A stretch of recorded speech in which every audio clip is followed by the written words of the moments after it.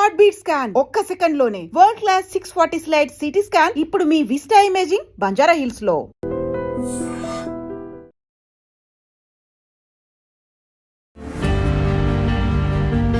మీరు చాలా అలవోకగా నైటీ వేసారు, చాలా అలవోకగా చీర కట్టారు. సో పోసాని కృష్ణమర్లో ఏది చేసినా స్క్రీన్ మీద వర్కౌట్ అవుద్ది. నైటీయే వేసినోడిని చీర కట్టుకోలేనా?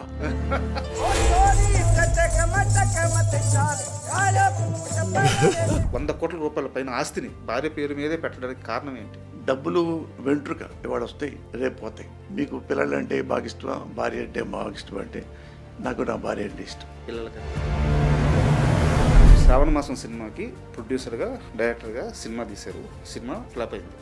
మళ్ళీ ఒక 2 సంవత్సరాల స్పాన్లోనే బిగ్గెస్ట్ హిట్ తీశారు, ఆపరేషన్ దుర్యోధన. ఈ మధ్యలో ఒక డైరెక్టర్ మీ ఇంటికి వచ్చి డైరెక్షన్ చేయడం ఎందుకు, ప్రొడ్యూస్ చేయడం ఎందుకు, డబ్బులన్నీ పోయినాయి, ఇప్పుడు ఖర్చులకు ఏం చేస్తారని మాట్లాడిన ఆ డైరెక్టర్ దగ్గరికి వెళ్ళి ఆపరేషన్ దుర్యోధన తర్వాత లేదురా పోసాని మురళకృష్ణ హిట్ కొట్టాడు, పోసాని మురళకృష్ణకి డైరెక్షన్ కూడా వచ్చు అని చెప్పారు ఆ డైరెక్టర్కి మీరు? నేను మాట్లాడాలంటే చాలా మాట్లాడతాను. ఆపరేషన్ దుర్యోధనలో ఒక్క బటన్ కూడా చెల్లడవాడు. అలాంటి వాళ్ళు కూడా కమెంట్ చేస్తున్నారంటే జో హోనా హోతా. సో అలాంటి వాళ్ళకి సమాధానం చెప్పాల్సిన అవసరం లేదంటే.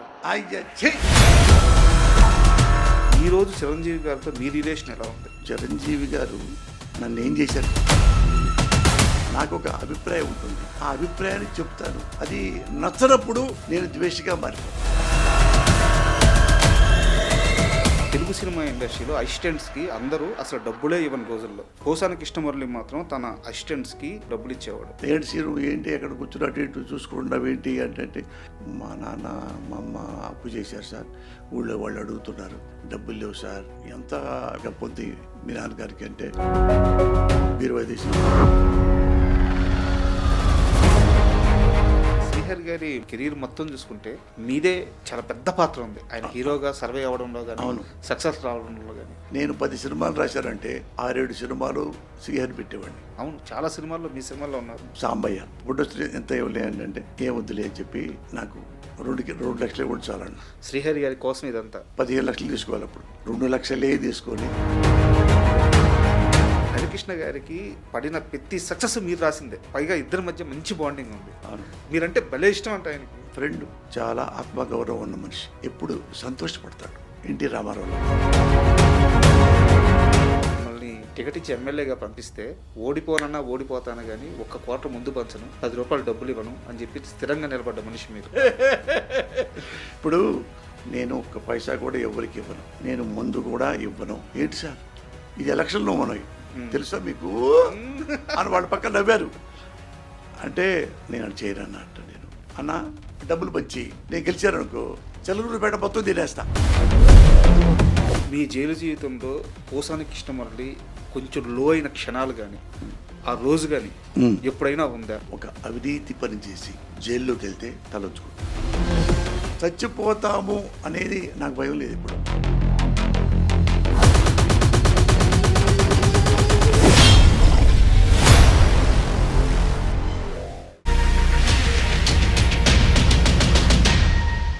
Hi, welcome to my show.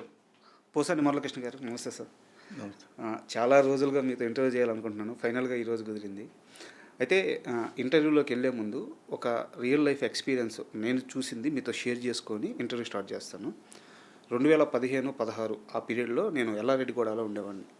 రోజు ఇంటి నుంచి బయటికి రాగానే ఒక పెద్ద మిద్ది, ఆ మిద్ది కింద ఎప్పుడు మధ్యాహ్నం పూట ఒక 15-20 మంది పేదవాళ్ళు, కూలీలు, పళ్ళ మార్కెట్లో పళ్ళు అమ్ముకునే తోపుడు బండి వాళ్ళు, ఒక 25 మంది ఎప్పుడు ఆ ఇంటి కింద కూర్చొని మధ్యాహ్నం ఎండకి లంచ్ టైం కాగానే అక్కడికి వచ్చి భోజనం చేసి అక్కడే నీళ్ళు ఉంటాయంట, నీళ్లు తాగేసి ఒక చిన్న కునికి వేసుకొని మళ్ళీ పనులకు వెళ్ళిపోతూ ఉండేవాళ్ళు. ఇది ప్రతిరోజు రెగ్యులర్గా జరుగుతూ ఉండేది. ఆ మిద్దెం చాలా పెద్ద మిద్ది.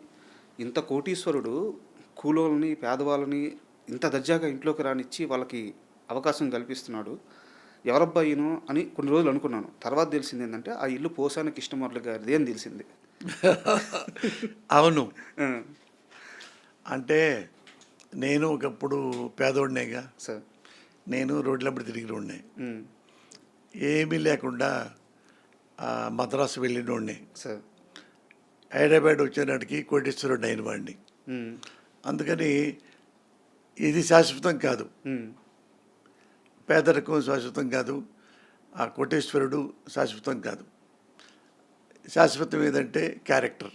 సార్. ఎప్పుడు మనం చచ్చిపోయినా మన క్యారెక్టర్ ఏంటి, వీడు మంచోడా బ్యాడ్ ఫెలోడా అని ఎప్పుడు అనుకుంటారు. ఎప్పుడో అల్లూరి సీతారామరాజు గారుని చంపారు. ఇప్పటికీ మరి దేశభక్తులు ఎందుకంటారు? Sir. Dedication, character. Same Mahatma Gandhi అయినా కానీ మరొకరైనా కానీ నాకేంటంటే వీడు పేదవాడు, వీడు డబ్బున్నోడితో ఫ్రెండ్షిప్ చేద్దాం, పేదవాడిని హెడ్ చేద్దాం అనేది నాకు తెలియని మ్యాటర్స్ అవన్నీ. అంటే మేము ఒకప్పుడు మంచిగా ఉన్నాం, సార్. మంచి కుటుంబం. మా నాన్న పేకాట ఆడి ఆడి ఆడి ఆడి డబ్బులు అన్నీ పోగొట్టి పూరి గుడిసెలోకి వచ్చాం. యాస్టిస్గా పూరి గుడిసే, సార్. తాటాకులు. మరి అట్లున్నా మా నాన్నకు కానీ మా అమ్మకు కానీ నాకు కానీ క్యారెక్టర్ పోలా. సార్. మంచి ఇంట్లో ఉన్నప్పుడు కానీ, పూరింట్లో ఉన్నప్పుడు కానీ, రోడ్డు మీద ఉన్నప్పుడు కానీ, ఇప్పుడు ఫ్లైట్లో తిరుగుతున్నప్పుడు కానీ ఒకటే మంచి చెడు ఆ రెండే చూస్తా. సార్. మా ఇంట్లో మీరు చెప్పినట్టుగా చాలామంది వచ్చేవాళ్ళు. వస్తే ఇక్కడ ఏమన్నా బాగా నేడు ఉండేది మా ఇంట్లో. అవును. ఆ బిల్డింగ్లో చాలా ఎండాకాలంలో కూడా బాగా కూల్గా ఉండేది. ఆ సెల్లార్ కింద, చెట్ల కింద చాలా బాగా అసలు వచ్చేవాళ్ళు. సొంత ఇంట్లో ఉన్నట్టు ఉండేవాళ్ళు. తినేసి అక్కడే కూర్చొని కాసేపు కునుకు పెట్టుకొని గ్రిల్లో ఆనుకొని అట్టా కూర్చొని ఉండేవాళ్ళు. మాకు సంతోషంగా ఉండేది, సార్. నాకు కానీ మా వైఫ్ కానీ. అట్లాంటి మాకు తెలియని విషయాలు, పేదవాళ్ళు వచ్చి పో కోటేశ్వరుడా రా వెల్కమ్, అది మాకు చేత కాదు. అక్కడ నాకు అందంగా అనిపించింది ఏంటంటే సార్, అది కోటీశ్వరుడి ఇల్లు, పైగా ఒక సినిమా వాడి ఇల్లు. ఏంటంటే సినిమా వాళ్ళు అంటే ఒక షీల్డ్లో ఉంటారు, అవును, మామూలు జనాన్ని లోపలికి రానిరు, ఇలాంటి ఒక అపవాదం ఉంది. బట్ చాలామందికి తెలియదు, ఎందుకంటే నేను చూశాను కాబట్టి నాకు తెలుసు. సో అది నాకు చాలా అందంగా అనిపించింది. అయితే ఈ క్వశ్చన్కి కొనసాగింపుగా సినిమాకి ఆపరేషన్ అనురారెడ్డి సినిమాకి ఇంటర్లింక్ అయ్యేటట్టు ఒక ప్రశ్న ఉంది. ఆపరేషన్ అనురారెడ్డి సినిమా విషయానికి వస్తే దీంట్లో నాన్న సెంటిమెంట్ ఉంది అని చెప్పేసి మీరు ఒక దగ్గర మాట్లాడున్నారు. నాన్న ఎమోషన్ కూడా ఉందని చెప్పేసి. మీ నాన్నగారు అంటే పోసాని కృష్ణమురళి నాన్నగారు సుబ్బారావు గారు పోసాని కృష్ణమురళికి ₹1 ఆస్తి ఇవ్వలేదు. ఒంటి మీద బట్టలతో నడి రోడ్డు మీద నిలబెట్టేశారు. మంచి పేరు ఇచ్చాడు, మంచి కుటుంబం లెగసీ ఇచ్చాడు, నీతి ఇచ్చాడు, నిజాయితీ ఇచ్చాడు. కానీ నాన్న ఏమీ ₹1 కూడా మీకు ఇవ్వలేదు. ఆ నాన్న ఎమోషన్ని క్యారీ చేస్తే కథ రాయాలంటే ఆ నాన్న మీద ఒక ప్రేమ, ఆ గౌరవం అలాగే ఉండాలి కదా. పోసాని కృష్ణమురళి దృష్టిలో నాన్న అంటే ఏంటి? నాకు మా ఇంట్లో నాన్న, మా అమ్మ అంటే ఫస్ట్ చెప్పుకోవాలంటే అమ్మ, నాన్న వాళ్ళు నాకు చాలా హీరోలు. సార్. నాన్నకంటే హీరో ఎవరంటే మా అమ్మ. మా నాన్న ఏంటంటే ఇన్నోసెంట్. అందుకే ఇన్నోసెంట్ అని చెప్పి ఊళ్ళో పేరు సుబ్బారావు వల్ల గోపాలస్వామి అంటూ ఉండేవాళ్ళు. స్వామి. గోపాలస్వామి అంటే నిరాడంబరుడు, ఏమి తెలియని వాడు, ఇన్నోసెంటు అనేది ఊళ్ళో చెప్పుకుంటూ ఉంటారు. ఏరే గోపాలస్వామి ఎక్కడాడు, ఎక్కడ ఉన్నాడు, పేకాడుతున్నాడా, పోగొట్టుకుంటున్నాడా. ఆయన పేక ఎవరు నేర్పారో తెలియదు. చిన్నప్పటి నుంచి చాలా మంచోడు, చాలా హానెస్ట్. మందు గిందుకు సిగరెట్లు అట్లాంటివి లేకుండా నీతిగా ఉండేవాడు. ఎవడో నేర్పాడు మా నాన్నకి టైంపాస్ చేసుకుందామని. అక్కడి నుంచి చనిపోయేదాకా ఆ పేకలు వదల్లా. మా అమ్మ బతులాడి మా అమ్మ బాగా ఇష్టం నాన్నకి. ఎవరిని ఒక మాట తిట్టేది కాదు. మా నాన్నే నన్ను అసలు ఒక్క మాట కూడా అందు, నన్ను అసలు అందు. అంటే పెద్దవాడు మంచోడు, వాడు తెలుసు వాడు ఏం చేయాలో తెలుసు. వాడు 10 ఏళ్ల వయసు నుంచి అలాగే ఉంటాడు మనిషి, వాడి గురించి ఏ కామెంట్ చేయొద్దంట మా నాన్ననే మా అమ్మ. అట్లా మా నాన్న ఏంటంటే పాపం ఎవరైనా మీరు చెప్పారనుకోండి అదే నమ్ముతాడు. కల్మషం తెలియదు, ఏమి తెలియదు. ఆ పేకాట ఆడి డబ్బులను పోగొట్టుకుంటే మా అమ్మ కూడా ఏమల్లా. అంటే ఆ డబ్బులు లేక మా నాన్నయ్య తీసుకెళ్ళి విలేజ్లో గుంటూరు జిల్లాలో మోతాడకాని గ్రామం ఉంది, అమరావతి రోడ్డు వెళ్ళి అమరావతి గుడి ఉంటుంది, అమరలింగేశ్వర స్వామి. ఆ దారిలో ఉంటుంది మోతాడక అని. అక్కడ మా మేనత్ ఉంటుంది, సార్. మా నాన్న చెల్లెలు, వాళ్ళకి పిల్లలు లేరు. మా నాన్న ఏంటంటే ఆ ఊరు తీసుకెళ్ళాడు నన్ను. చిన్నోడిని నేను 7th క్లాస్ చదవాలి, డబ్బులు లేవు, ఫీజు కొట్టాలన్న. అది మా మేనత్త నన్ను చూసి, నేను ఉంచుకుంటానులే అన్నయ్య, చదివించుకుంటాను, నువ్వు వెళ్ళిపోవాలి అంటే. మా మేనత్త సంపూర్ణమ్మని, ఆమె చాలా ఉత్తమరాలు, అట్లా చదువుకోగలిగా. డాక్టరేటు ఎంఫిల్ అయిపోయింది, ఫస్ట్ క్లాస్లో పాస్ అయిన తర్వాత డాక్టరేటు ఇంకా 6 నెలల్లో అయిపోద్ది. అవుతారంగానే నన్ను ఎందుకో ఎవరో పిలిచి నన్ను రైటర్ చేశారు.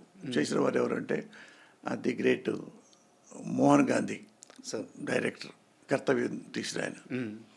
జడ్జిమెంటు, పీపుల్స్ ఎన్కౌంటర్, మంచి మంచి సినిమాలు తీశారు. ఆయన నేను వద్దన్నా కానీ బలవంతంగా నన్ను రైటర్ చేశారు. చదువుకున్నావు కదా నువ్వు, ఇంకా పరశురాల దగ్గర ఉంటున్నావు, చాలాళ్ళు ఉన్నావు కదా, మరి నువ్వు పెళ్లి చేసుకోవాలి కదా, నీకంటూ ఒకటి ఉండాలి కదా, ఎన్నాళ్ళు బాయ్గా ఉంటావు, ఎన్నాళ్ళు అసిస్టెంట్గా ఉంటావు. ఒక ఇన్ కేసు పరచు బిజినెస్ నుంచి దగ్గర బయటకు వచ్చినా, ఇన్ కేసు నువ్వు ఫెయిల్ అయినా వాళ్ళు రానివ్వరు అనుకుంటే నా దగ్గర ఉండు, లేదా పిఏపి సుబ్బారావు గారి దగ్గర నేను చెప్తా, ఇక్కడే ఆఫీసులో ఉండు, నేను పైకి వచ్చేదాకా నేను సాగుతా అన్నాడు మోహన్ గాంధీ. అది ఫస్ట్ సినిమాకే, అది పోలీస్ బ్రదర్స్ 100 days ఆడింది. 100 days కంటే అబౌవ్ నాకు మంచి పేరు వచ్చింది. పెద్ద హిట్ అయినా హిట్ ఆ క్రెడిట్ మొత్తం నాకే వచ్చింది. ఇది ఎవడు ఈ పోసారి కృష్ణమురళి అంటే ఆ పరచూరాళ్ళ దగ్గర ఉంటాడు, ఆ బేపరాడు పిల్లవాడు వాడే అన్నాడు. వాడు బాపరాడు కదన్నా, ఆడు కమ్మోడు అని వాళ్ళు తెలుసుకుని. నేను ఎప్పుడు చెప్పేవాడు కదా ఎవరికి.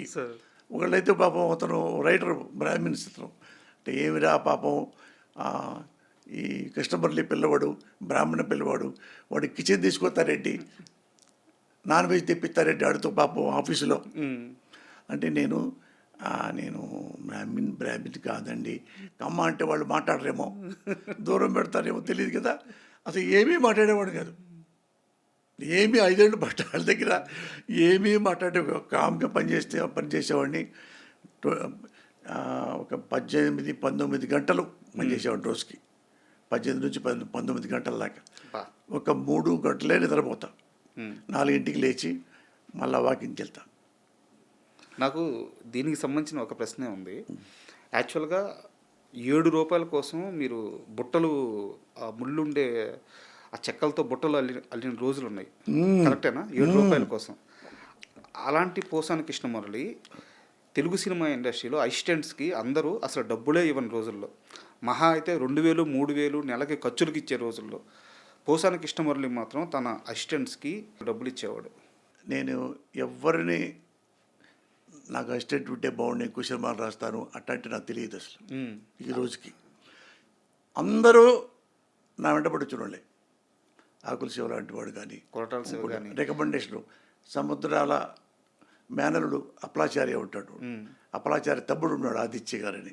ఆదిత్య గారంటే నాకు ఇష్టం బాగా, నాకే వస్తుండేవాడు. వస్తే ఆయన ఒకప్పుడు మురళి తమ్ముడు ఒక శివాని కుర్రాడు, పాపం పేదవాడు బాగా, అన్నం కూడా 2 పూటలు లేని పరిస్థితిలో ఉన్నాడు, అది నువ్వు అసిస్టెంట్ పెట్టుకుంటావంటే. అప్పుడు కొత్తగా నేను ఎవరు నాకెందుకన్నా అసిస్టెంట్లు లేకపోవచ్చు, వాడికి అన్నం పెట్టు అసిస్టెంట్ పేరుతో అన్నాడు. అది చెప్పుడుకున్నాడు ఆయన హైదరాబాద్లో. ఆయన ఆకుల శివ సార్ కాదు, ఆదిత్య అనే ఆకుల శివ వచ్చిన ఆకుల శివ. అది వస్తే ఇతనే మురళి ఆకుల శివ ఇతను అంటే రమ్మనన్న. నేను వాడు బాగా రాస్తాడా, బాగా రాయడా అని ఏ ఒక్కడిని నేను చెక్ చేయటాలు కానీ, మా నా దగ్గర పనిచేస్తారా అని ఎప్పుడు లైఫ్లో ఈ రోజు వరకు లేదు. ఈ రోజు వరకు కూడా వాళ్ళు నా ఫ్యాన్స్ అని, పోసాన్ గారిని ఫ్యాన్ అంటే నేనని త్రివిక్రమ్ చెప్పేవాడు. వెళ్ళి మా తలుపు కొట్టగానే మా ఆవిడ ఉంటే నేను బయటికి వెళ్ళిపోయాడు, 5:30-6ంటికి వెళ్ళిపోయాడిని సిట్టింగ్కి, వాళ్ళే 9ంటికి వచ్చేవాళ్ళు. అంటే నేను పోసానికి సార్ నేను ఫ్యాన్ అండి, సార్ దగ్గర అసిస్టెంట్ జనాలు అంటే 2-3 నెలలు తిరిగాడు. తిరిగితే మా ఆవిడ నేను వచ్చి నైట్ ఇప్పుడు వస్తా వాళ్ళు ఎప్పుడో. ఎవరు ఒక అబ్బాయి అండి, ఎవరు సినిమా ఆకెళ్ళ శ్రీనివాస్ అంట, ఏదో అబ్బాయి రోజు తిరుగుతున్నాడు పాపం, మీరు ఏదో చెప్పొచ్చు కదా. నాకేం తెలుసమ్మా, అతను ఎవరో తెలియదు నాకు. సార్ నువ్వు చెప్పొచ్చు కదా అంటే, సార్ నువ్వు మనం ఏమైనా చెప్తాం, అసలు కలిస్తే కదా. అతను అబ్బాయి తెలియదు, ఏమీ తెలియదు. ఒకసారి వస్తే అప్పుడు చెప్పు, ఈసారి నెంబర్ ఏమో తీసుకో అన్నట్టు అట్టు వెళ్ళిపోయాడు. అట్లా వచ్చాడు ఆయన. అతనికి ఆకుల శివకి వచ్చాడు. తర్వాత వాళ్ళందరూ 30 మంది దాకా పని చేసినట్టున్నారు. సార్ ఇండస్ట్రీలో సంపత్ నంది గారు కానీ, కొరటాల గారు కానీ, డివిఎస్ రవి గారు కానీ, ఇండస్ట్రీలో ఏ పెద్ద డైరెక్టర్ని తీసుకున్నా ఏదో ఒక టైంలో పోసాని కృష్ణమురళి గారి దగ్గర పని నేర్చుకున్న వాళ్ళే వీళ్ళంతా. అది అట్లా వచ్చినాడు త్రివిక్రమ్. సార్ ఎవరు ఫ్యాన్ ఎవరంటే కామెడీ మ్యాన్ అతను ఉంటాడు, గౌతమ్ రాజు గారని. గౌతమ్ రాజు గారు కామెడీ ఏమిటి తమ్ముడు అంటుంటాడు. అవును. అతను తమ్ముడు నా దగ్గరికి వస్తాడు ఆ పిల్లోడు, ఆపరేషన్ మన ఇతను త్రివిక్రమ్ ఆకలి సీను అనేవాడు. మా ఇంటి దగ్గర కూడా అప్పుడప్పుడు పని చేస్తుంటాడు, పిల్లలకి టీచింగ్ చెప్తుంటాడు. ఆ పేదవాడు అవన్నీ చెప్పొద్దన్నా చెప్పేవాడిని. మంచోడా కాదా చెప్పు. చెప్తే అన్న అయితే నేను మద్రాసు వెళ్తున్నాను, మద్రాసు రమ్మను, అక్కడే 1 వీక్ 10 days ఉంటాను కదా, ఆడు రావాలి అలా వస్తానంటే రమ్మని చెప్పాను. ఆయన తమ్ముడు వెళ్తావా అంటే వెళ్తా, డబ్బులు లేవు సార్ అన్నాడు. ఆ గౌతమ్ రాజు చేతిలో బ్రాస్లెట్ రాసుకుంటారు ఏదో ఇట్లా, బ్రాస్లెట్, ఆ బ్రాస్లెట్ లాంటిది. అది మార్వాడి దగ్గరికి వెళ్ళి 1000 రూపాయలు కొదవ పెట్టి ఆ 1000 రూపాయలు త్రివిక్రమ్ శ్రీనివాస్కి ఇస్తే ఆయన మీ దగ్గరికి వచ్చాడు, ఆ మద్రాసు దగ్గరికి పంపించాడు. అతనే గౌతమ్ రాజు పంపించాడు. అయితే ఇక్కడ నా డౌట్ ఏంటంటే ఇవన్నీ ఎందుకు చెప్పుకోరు సార్ కృష్ణమురళి, పోసాని కృష్ణమురళి. పోసాని కృష్ణమురళి అంటే కొంతమంది ఎక్కువ ప్రేమిస్తారు, కొంతమంది ఎక్కువ ద్వేషిస్తారు. కానీ అందరికీ తెలిసింది ఏంటంటే పోసాని కృష్ణమురళి నిజాయితీపరుడు. ఎవరి దగ్గర ఒక చేయి జాపి ₹1 అడగడు, ₹1 తీసుకోడు.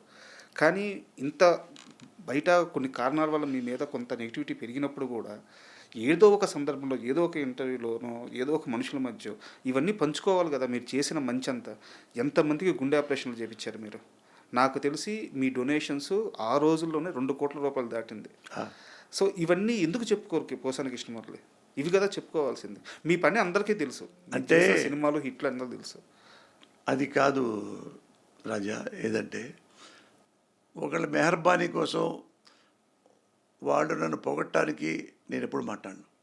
చేసింది మంచి కదా అనేది నా ఉద్దేశం. వాడు నన్ను సంతోషం బాగా పొగుడుతుంటే నాకేం పెద్ద పట్టించుకోను, నన్ను తిడుతున్నా నేనేం పట్టించుకోను. నేను ఎప్పుడేం పట్టించుకుంటానంటే నేను మంచిగా కాదా, నేను పద్ధతిగా ఉంటున్నానా లేదా అదే చూసుకుంటా. నేను పద్ధతిగా లేనప్పుడు, తాగి తిరుగుతున్నప్పుడు, బేవర్స్ పనులు చేస్తున్నప్పుడు, లంగా పనులు చేస్తున్నప్పుడు, ఏమైనా పైరవీలు చేస్తున్నప్పుడు, అవినీతి పనులు చేస్తున్నప్పుడు, గవర్నమెంట్ అడ్డం పెట్టుకొని చెప్పి పొలాలు తీసుకుంటున్నప్పుడు, ఆస్తులు తీసుకుంటున్నప్పుడు, అలాంటి ఏమన్నా వెధవ పనులు చేస్తే నేను బాధపడాలి. నేను ఏమీ పిచ్చి పనులు చేయలే ఇంతవరకు. అన్నప్పుడు ఏంటంటే రాజకీయాల్లో ఒకరేంటంటే వాళ్ళకి ఎవరికి ఇష్టమో వాళ్ళకే మనం అనుకూలంగా ఉండాలి అనుకుంటారు. అది నాకు చేతకాని పని.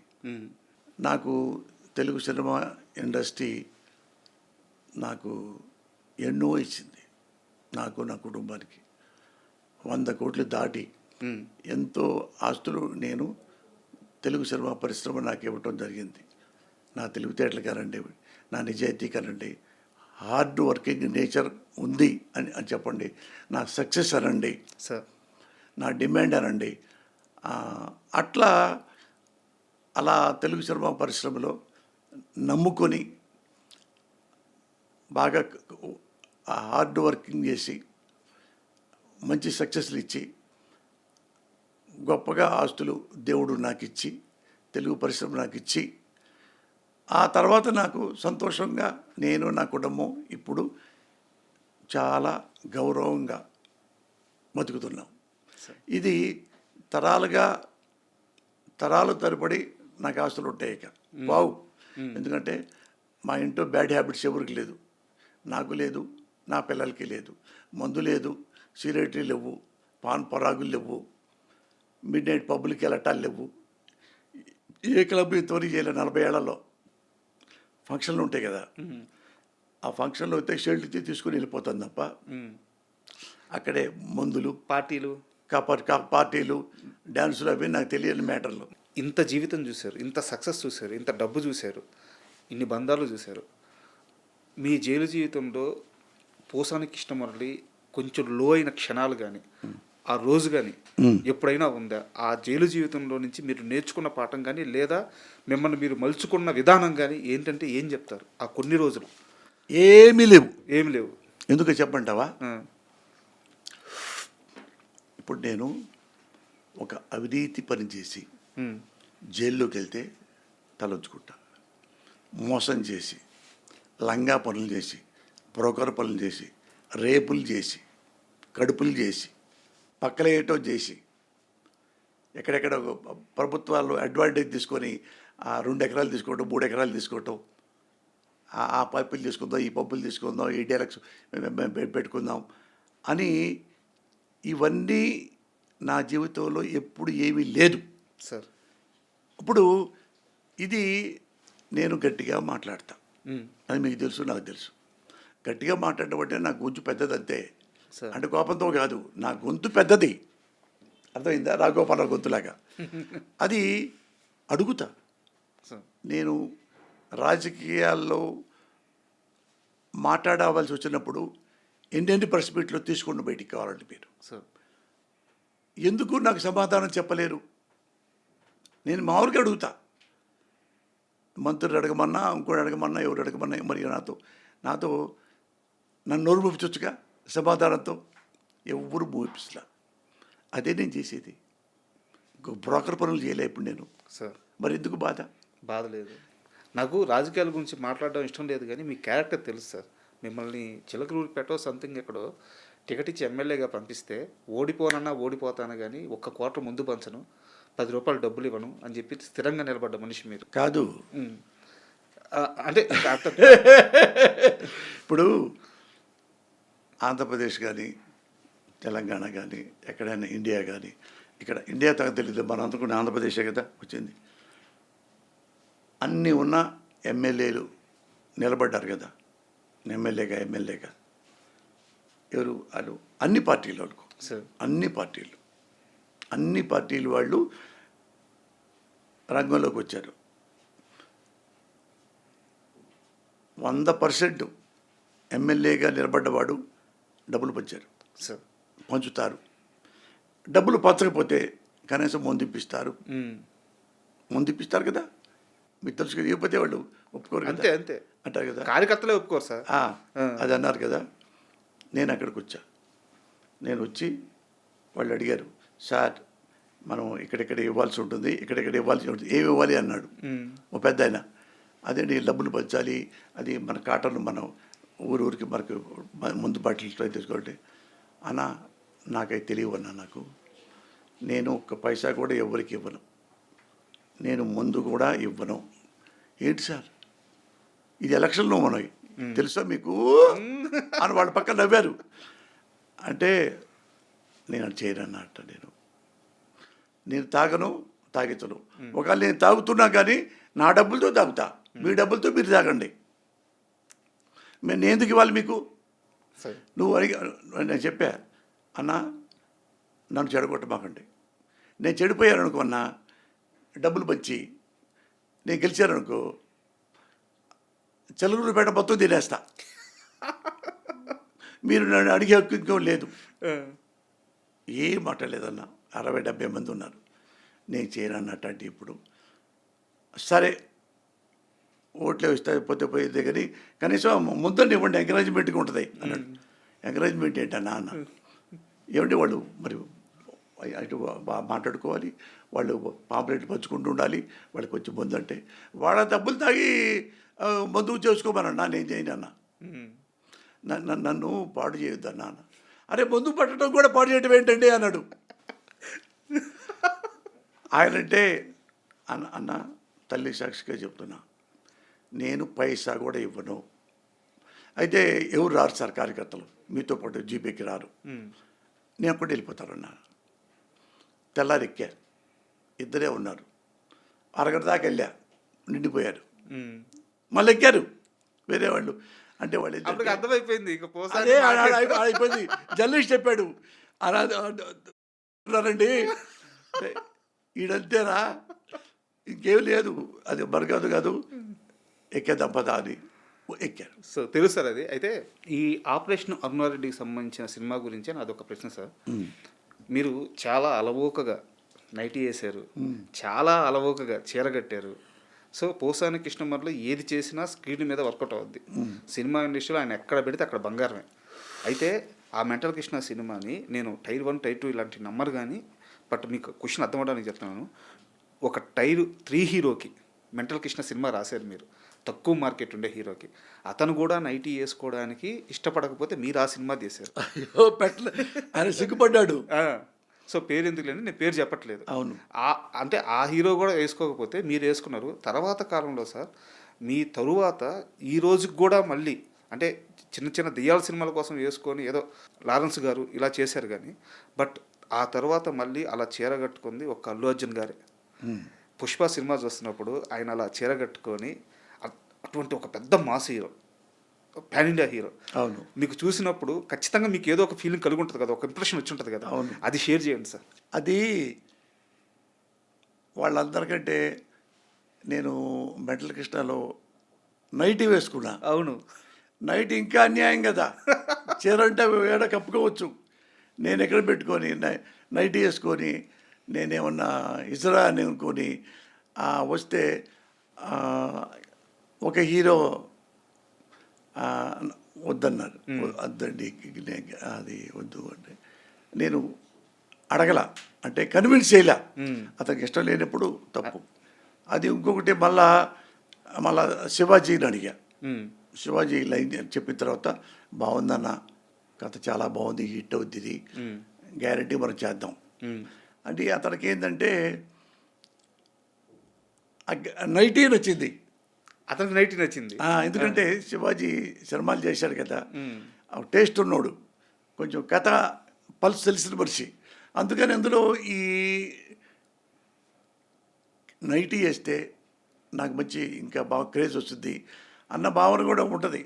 అంటే క్లెవర్ కదా మనిషి, కాస్త సబ్జెక్ట్ తెలిసిన మనిషికి అర్థం అవుతుంది. అవును, అట్లా అయిన తర్వాత నేను సంతోషపడ్డా.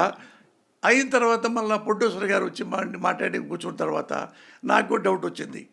అంటే శివాజీ ఏమో స్మూత్గా ఉంటాడు, సన్నగా చిన్నగా ముద్దుగా అట్లా ఉండేవాడు. మళ్ళీ ఇతను ఇది వేస్తే, గౌన్ వేస్తే, నైటీ వేస్తే అంటే ఎమోషన్గా రాదేమో, అంటే భయపెట్టే మనిషిలాగా ఉండడేమో. ఒక చిన్న సైజులాగా ఉంటాడు కదా, సన్నగా ఉంటాడు. నేనంటే హైట్గా ఉంటా, 6, చెప్పులు వేసుకుంటే 6'1" అవుద్ది. మీరు ముందు రాసిన హీరో కూడా చాలా పెద్ద హైట్ లేండి. అవును, అట్లా అలాగా అది చేద్దాం అనుకుంటే ఈ నైటీ క్యారెక్టర్కి సూట్ అవ్వాల. ఇది శివాజీ. నాకు ప్రొడ్యూసర్ గారు అనుకున్నాం, కొద్దిగా శివాజీ స్మూత్గా ఉంటాడు, ఇది నైట్ అయితే బాగోదేమో అతనికి అనుకొని, అంటే అయితే మీరే చేయండి అన్నాడు ప్రొడ్యూసర్. ఆయన నేనంట మరి బీరేసి గిరేసి నాకేముందంటే, బీరేసి ఏమక్కర్లేదు సార్, నాకు ఇష్టం, మీరు చేయండి, పోతే పోయింది, వచ్చి వచ్చింది, చేయండి, నాకు గ్యారెంటీ చూశాక మీరు కథ రాసేటప్పుడు ఆ మాట రాసేటప్పుడు చూశాను నేను అంటే ఆయనే చెప్పాడు, మోహన్ వడ్లపట్ల గారు. ఎంత డబ్బులో అంతే ఇచ్చాడు, డబ్బులు ఇచ్చేసి ఇస్తే సినిమా హిట్ అయిపోయింది. ఒక్క రోజుకే డబ్బులు వచ్చేసింది. అది అట్లా కుదిరింది. ఆ తర్వాత నా నైటీయే వేసిన వాడిని చీర కట్టుకోలేనా, అంతకుముందు అల్లు అర్జున్ ఉన్నా కట్టుకున్నా, ఇంకోళ్ళు కట్టుకున్నా, ఇక డోంట్ కేర్. అందుకని ఇది నాకు సూట్ అవుద్ది నా క్యారెక్టర్కి అనుకుని రాశాను, చీర కట్టుకొని. చూశారుగా మీరు ఆ టీజర్ చూస్తుంటే మీకు మాత్రం యాప్ట్ అయ్యే క్యారెక్టర్ లాగా ఉంది అది. అవును, అంటే ఒక హీరో కట్టుకోవాలంటే కొద్దిగా ఇబ్బందిగా ఉంటుంది ఎవరికన్నా. పైగా ఏంటంటే సూట్ అవ్వాలి ఆ కథ, ఆ కథ సూట్ అవ్వాలి.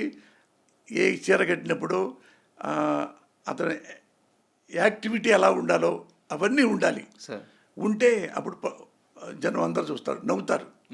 లేకపోతే కొంచెం వెగటుగా ఉంటుంది నచ్చకపోతే. అందుకని నేను చూసుకున్నా, ఒక ఇది నాకు సెట్ అయింది అని యాక్సెప్ట్ చేశాను. ఇప్పుడు ఇది ఎందులో వచ్చింది. అంటే ఇలాంటి ధైర్యం కానీ ఇలాంటి సాహసం కానీ చేయాలంటే ఓన్లీ పోసాని కృష్ణమురళి అది మీ బెంచ్ మార్క్, మీ ముద్ర, అది ఎవరి వల్ల కాదు అది. అవును, అదృష్టం అది. అయితే మీరు ఎలాగో ఇప్పుడు డైరెక్టర్గా ప్రొడ్యూసర్గా చేస్తున్నారు కాబట్టి మీరు ప్రొడ్యూసర్గా చేసిన ఒక సందర్భం గురించి మాట్లాడతాను. ఇది మీకు ఇష్టమైతే దీని గురించి డిస్కస్ చేద్దాం, లేదంటే దీన్ని ఆపేద్దాం. మీరు శ్రావణ మాసం సినిమాకి ప్రొడ్యూసర్గా డైరెక్టర్గా సినిమా తీశారు. సినిమా ఫ్లాప్ అయింది. 2 సంవత్సరాల్లో కసితో ఆ సినిమా రిలీజ్ అయిన తర్వాత మళ్ళీ ఒక 2 సంవత్సరాల స్పాన్లోనే ఒక సినిమాని రిలీజ్ చేసి బిగ్గెస్ట్ హిట్ తీశారు, ఆపరేషన్ దుర్యోధన. ఈ మధ్యలో ఒక డైరెక్టర్ మీ ఇంటికి వచ్చి ఆయనకి ఎందుకు సినిమాలు డైరెక్షన్ చేయడం ఎందుకు, ప్రొడ్యూస్ చేయడం ఎందుకు, అది మాలాంటి వాళ్ళకి డబ్బులన్నీ పోయినాయి, ఇప్పుడు ఖర్చులకు ఏం చేస్తారని మాట్లాడిన ఆ డైరెక్టర్ దగ్గరికి వెళ్ళి ఆపరేషన్ దుర్యోధన తర్వాత లేదురా పోసాని మురళీకృష్ణ హిట్ కొట్టాడు, పోసాని మురళీకృష్ణకి డైరెక్షన్ కూడా వచ్చు, ప్రొడక్షన్ వచ్చు, ప్రొడ్యూసరు అని చెప్పారు ఆ డైరెక్టర్కి మీరు? అంటే ఎటువంటిదంటే ఏం అనకూడదు, ఎందుకులే అంటే నేను మాట్లాడాలంటే చాలా మాట్లాడగలను. తలకాయ తీసుకెళ్ళి మొలకాయలో పెట్టుకోవాలి నీకు చెప్పాలంటే. వాళ్ళ వాళ్ళ క్యారెక్టరు, వాళ్ళ కెపాసిటీ, వాళ్ళ కాపురాలు, వాళ్ళ ఇళ్ళు, వాళ్ళ బొళ్ళు ఏందో మొత్తం నాకు తెలుసు. కానీ వాడిని ఎందుకు ఏడిపించటం అట్టా చీప్గా బిహేవియర్ నాకు ఇష్టం లేక వదిలేశా. ఏంటంటే ఒక సినిమా ఫ్లాప్ అయిందంటే వాడు ఏమీ లేనివాడని కాదు సార్, ఏమీ లేనివాడని కాదు. ఆయన ఉన్నాయి కదా, రోజా సినిమా తీశాడు మణిరత్నం గారు మరి చాలా చదువుకున్నవాడు, లెజెండరీ లాంటి వాడు. మరి ఆయన ఎన్నో ఫ్లాపులు తీశాడు. అంతంత మాత్రాన ఆ డైరెక్ట్ లేకుండా పోతాడా? ఆయన ఇప్పటికీ లెజెండరీ డైరెక్టర్. చూడండి మరి ఆయన ఎన్ని ఇప్పుడు 1, 2, 3, 4 ఫ్లాప్. మన లేటెస్ట్ కూడా ఫ్లాప్ అయ్యేది సార్. ఇది మన కమల్ హాసన్ తగ్గలేదు సినిమా ఏదో, అదే అది సబ్జెక్టు సరిలేక ఫ్లాప్ అవుతాడు తప్ప మణిరత్నం ఫ్లాప్ అవడం. సబ్జెక్టు లేక ఫ్లాప్ అవుతాడు తప్ప రామ్ గోపాల్ వర్మ డైరెక్టర్గా ఫెయిల్ అవ్వడు. డైరెక్టర్ రామ్ గోపాల్ వర్మ అంటే నాకు తెలిసిన విషయాల్లో one of the tallest director in India Ram Gopal Varma. You should not forget that. అతను tallest director who believes technique. Sir, సినిమాకి ఎంత టెక్నిక్లు ఉంటాయో అతనికి తెలిసినట్టుగా ఎవ్వడికి తెలియదు. మణిరత్నం కూడా తెలియదు. ఇతను రామ్ గోపాల్ వర్మలో ఉన్న షార్ప్నెస్, క్రియేటివిటీ ఎవరికి తెలియదు. ఎందుకంటే నేను ఆయనతో ట్రావెల్ చేశాను 2-3 ఏళ్ళు. అయ్యో తెలుసు సార్, ఉంది ప్రశ్న ఉంది అడుగుతా. అది అతను చాలా చాలా ఇక జీనియస్ తర్వాత ఇంకెవరు అంటే నేను చెప్పను, అంత జీనియస్ అతను రామ్ గోపాల్ వర్మ. అది హిట్ ఫ్లాప్ గురించి పట్టించుకోకర్లా. అట్లానే నా ఫ్లాప్ అయింది. ఫ్లాప్ అయితే నేనే అన్నాను ఫ్లాప్ అయింది. ఫ్లాప్ అయిన తర్వాత ఇంకో డైరెక్టర్, ఒక ప్రొడ్యూసర్ ఆ ఇంటికి వచ్చాడు, మన సినిమా చేద్దామా, కథ మీరు బాగా చేశారు కానీ బ్యాడ్ లక్ అయిపోయింది అంటే, వద్దండి మేమే చేసుకుంటాను, అది ఫ్లాప్ అయిన తర్వాత మళ్ళీ వస్తే మీకు బాగోతుంది అని పంపించేశాను. అయిన తర్వాత నేనే కథ రాసుకొని మళ్ళీ అదే ఫైనాన్సర్తో అంత ఫైనాన్స్ ఇచ్చేసా మొత్తం. ఏది ఒక ప్రాపర్టీ అమ్మేసి ఇచ్చేసేస్తారు. ఇచ్చి మళ్ళీ ఫైనాన్స్ దగ్గరికి వెళ్ళి మీకు కావాలి తీసుకోండి మురళి గారు, మీ సినిమా ఫ్లాప్ హిట్ మీ గురించి మాకేం లేదు, మాకు అంతకుముందు క్లియర్గా కట్టారు కదా, అందుకని ఎంతైనా తీసుకోండి చేసుకోండి అన్నాడు. అంటే సంతకం పెట్టడానికి వెళ్ళా. అంటే ఏం కథ రాసుకున్నారు ఈసారి అన్నాడు. ఏదో చిన్న కథ అన్నా. నేను వినొచ్చా అన్నాడు. మీ ఫైనాన్స్ మీ చెప్పడానికి ఏముంది అంటే లైన్ చెప్పాను. బాగుందండి, ఇది మీరే చేయాలందా, నేను చేసుకోవచ్చా అన్నాడు ఆయన.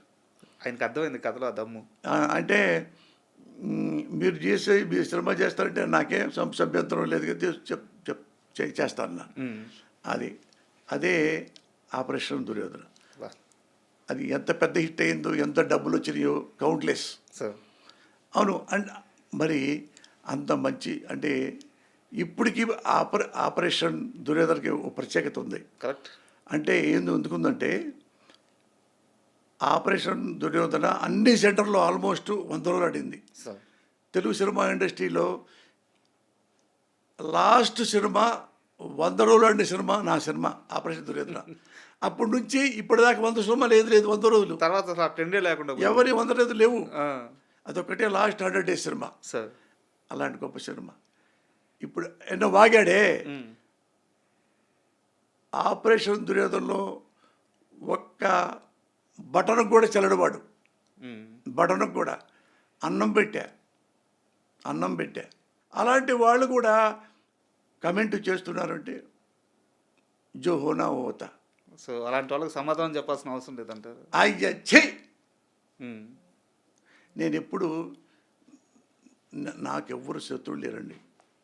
నా తల్లి సాక్షిగా నేను ఎప్పుడు శత్రువుని ఉంచుకోను.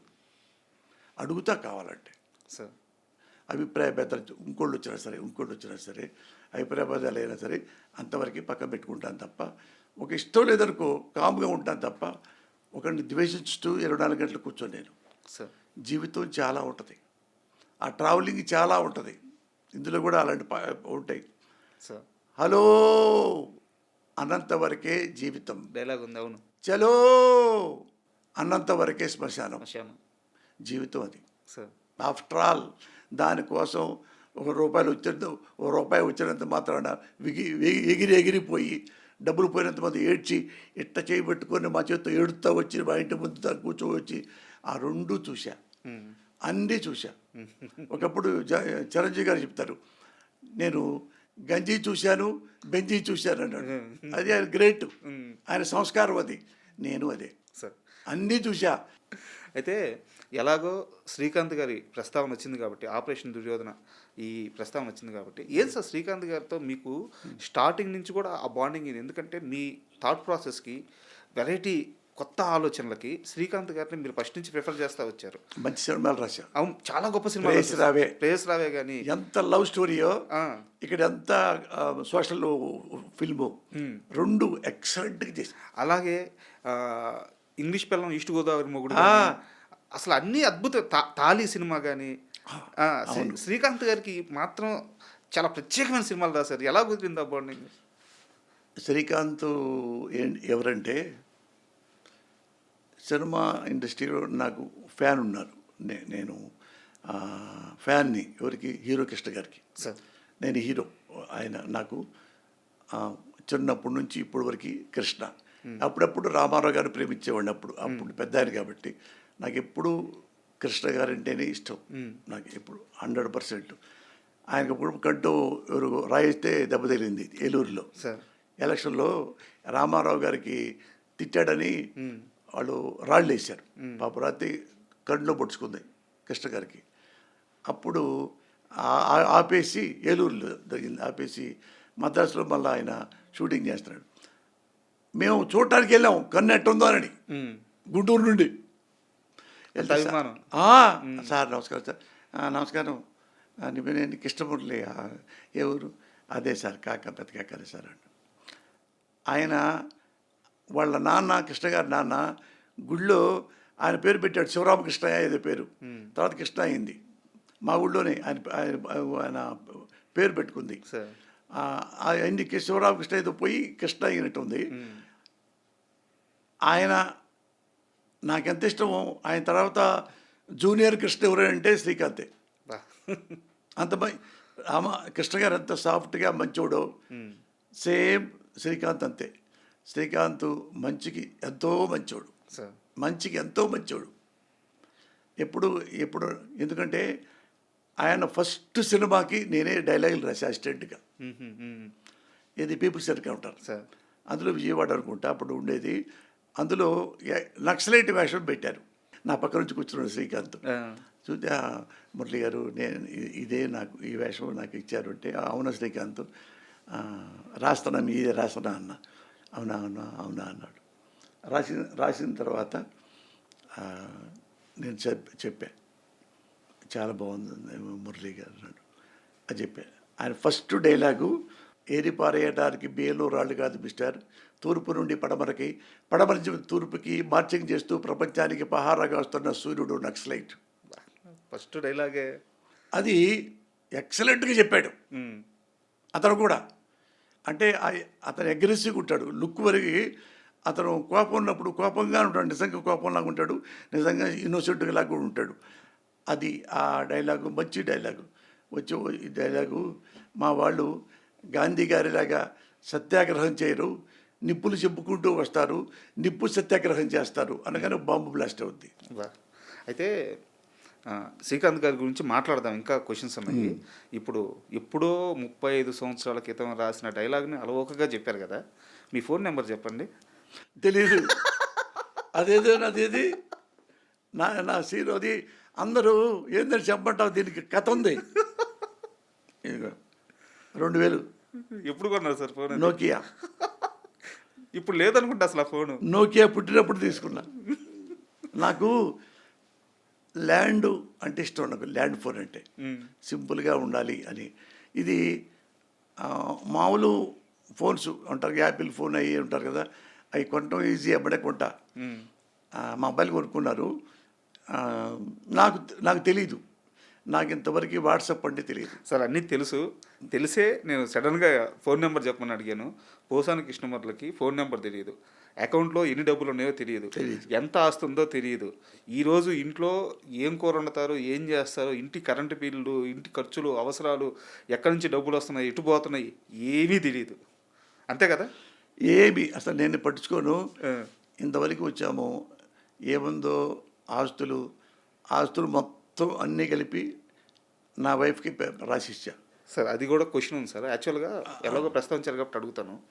ఇప్పుడున్న పరిస్థితుల్లో నిజానికి నేను చాలా ఓపెన్గా చెప్తున్నాను, లక్షలు సంపాదించే దగ్గర నుంచి రోజుకి 1000 రూపాయలు, 500, 800 కూలీ తెచ్చుకునేవాడు దాకా, ఎవరైనా సరే ఉద్యోగి దాకా, ఎవరు కూడా ఈ రోజున్న పరిస్థితుల్లో భార్య మీద ఆస్తులు పెట్టడానికి సాహసించట్లేదు. లేదు.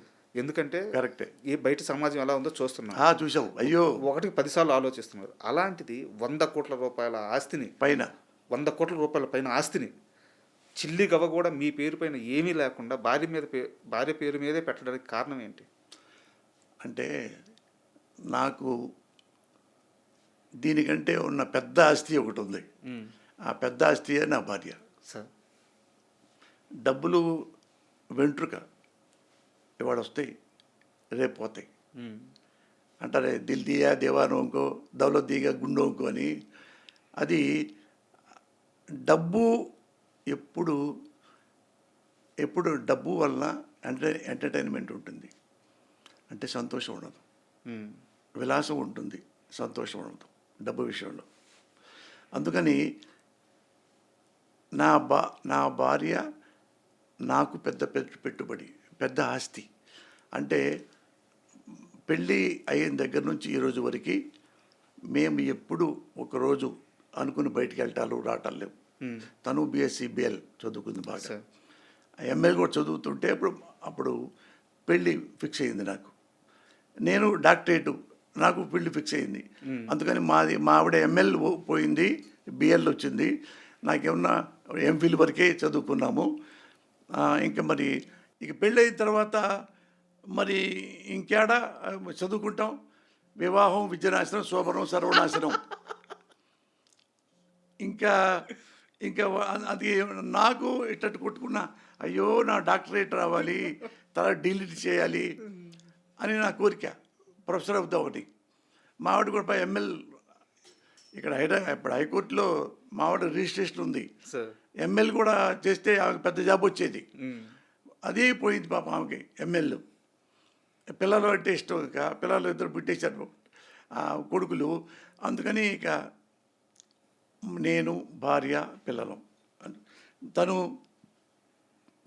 నాకు మీకు పిల్లలంటే బాగా ఇష్టమా, భార్య అంటే బాగా ఇష్టం అంటే నాకు నా భార్య అంటే ఇష్టం. పిల్లల కంటే నాకు ఇష్టం. ఇంట్లో ఉంటే 24 గంటలు కాదు, నువ్వు 1 year పాటు ఇంట్లోనే నా భార్య నేను ఉంటే ఇంట్లో నాకు బోరు కొట్టదు, సార్. అసలు బోరే కొట్టదు. ఎప్పుడు నవ్వుకుంటూ ఉంటాం, ఎప్పుడు సంతోషంగా ఉంటాం. ఏమి నాకు ఇక నా కోరికలు లేవు, ఆశలు లేవు, ఆ పక్కన ఉంటే చాలు. ఆశయాలు లేవు. ఇల్లు భార్య, తర్వాత బిడ్డలు. బిడ్డలు కాదట్లా ఫస్ట్ ప్రిఫరెన్స్ అది. అయితే ఇంత పెద్ద స్టార్ రైటర్ కదా సార్, అంటే ఇండస్ట్రీలో ఏదో ఒక చిన్న చిన్న గిల్లి కజ్జాలు కానీ పక్కన వాళ్ళు వచ్చి గెలడం కానీ ఇలాంటి ఏదో ఉంటాయి. ఏ రోజైనా పోసానికి ఇష్టపడ్డ జీవితంలోకి బయట నుంచి అమ్మాయిల నుంచి మెసేజ్లు, ప్రపోజల్స్ ఇలాంటివి వచ్చినప్పుడు ఎలా తీసుకునేవాళ్ళు, ఎలా రిజెక్ట్ చేసేవాళ్ళు? అసలు ఆ టైం లేదు రాజా సార్. అంటే నేను టైం ఉంటే ఏదో పిచ్చి పనులు చేస్తారని కాదు. నాకు ఆ బ్యాక్గ్రౌండ్లో మా నాన్న చనిపోయిన తీరు, ఆత్మహత్య చేసుకొని ఎవడి పిల్లాడికి డబ్బులు కూడా లేకుండా, చదువు లేకుండా అన్నీ బాగుంటానని చెప్పి తెలియకుండానే ఆత్మహత్య చేసుకున్నాడు. నాకు నీడ్ ఏంటంటే కుటుంబం. మా అమ్మ ఎవరికి ఇచ్చే జాటదు. అప్పుడు పూరి గుడిసెలో అలాగే ఉంది తప్ప ఎవరి కోసం వాళ్ళ అమ్మను కూడా అడగదు, కనీసం అమ్మను కూడా అడగదు. అలాంటి తల్లి కోసం నాకు ఇది పడింది. అది మద్రాసు వెళ్ళిన తర్వాత, మద్రాసు అడగండి మీరు ఎప్పుడైనా సార్, పొద్దున్నే 4ంటికి లేచుతా. 4 నుంచి వైఎంసీ గ్రౌండ్లో వెళ్ళిపోయి ఒక 40 మినిట్స్ పరిగెత్తుతా. తెల్లారిగట్ట 4ంటికి లేచి 4:15కి వెళ్ళి మళ్ళీ వచ్చి స్నానం చేసి 6ంటికి కరెక్ట్గా పర్చూరు బ్రదర్స్ దగ్గర ఇంటి ముందు ఉంటాను. అక్కడ నుంచి మళ్ళీ నేను నిద్రపోవాలంటే కనెక్ట్ 12:30కో 1 అప్పుడు పడుకోవాల్సి వస్తుంది.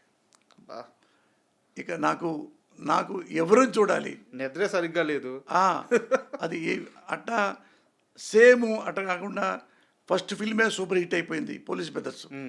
అక్కడ నుంచి 10 ఏళ్ల పాటు ఒక్కరోజు కూడా టైం లేకుండా 100 సినిమాలు చేస్తాను.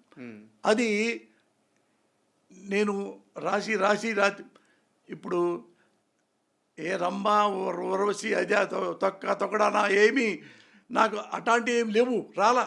అంటే మాకు డబ్బు కావాలి, వచ్చిన బ్యాక్గ్రౌండ్ కష్టాలు కావాలి, చూసిన మా అమ్మకి ఏమైనా చేయాలి, నేనేం చేయాలి అంటే ఒక మా నాగార్జున యూనివర్సిటీలో హెడ్ ఆఫ్ ద డిపార్ట్మెంట్ ఉంది, తమ్మారెడ్డి నిర్మలా మేడం అని. ఆమెకు నేనంటే ఇష్టం. ఏది మంచివాడు పోసాని కృష్ణమురళి, పాపం ఈ పిల్లవాడు బాగా చదువుకోవాలి అనుకుంటూ ఉండేదంట. అప్పుడు నాకు ఫస్ట్ ఫిల్మ్లో పెద్ద హిట్ అయిపోయి అందరు పేపర్లు గొప్పగా రాశారు. ఈయన మొత్తం ఆ పేజీ పావు పేజీ అంటే ఆమె ఇప్పుడు సెటిల్ అయిపోయాడు కావాలా, అయిపోయింది అని ఏమంటే అన్నపూర్ణ స్టూడియోకి ఫోన్ చేసింది. ఆమెకే వచ్చారో నాకు తెలియదు. నేను అప్పటికే ఒక్క సినిమా అవ్వగానే 14-15 సినిమాలు చేతుల నిండా ఉన్నాయి, ఏం చేయాలి తెలియట్లా. అయినా రాత టక రాసుకుంటే వెళ్ళిపోతా, ఈజీ కొట్టేస్తా ఒక సినిమాని. ఎప్పటికీ అమ్మో ఇన్నుండే ఎట్ట లేదు, ఎన్ని వస్తే అని చేస్తా. ఇంకా గట్టిగా చెప్పదలుచుకుంటే 1 డే సినిమా మొత్తం రాస్తా. 1 డే సినిమా మొత్తం రాస్తా, అంత కెపాసిటీ రైటింగ్లో ఉంది. అది వెళ్ళిపోతా.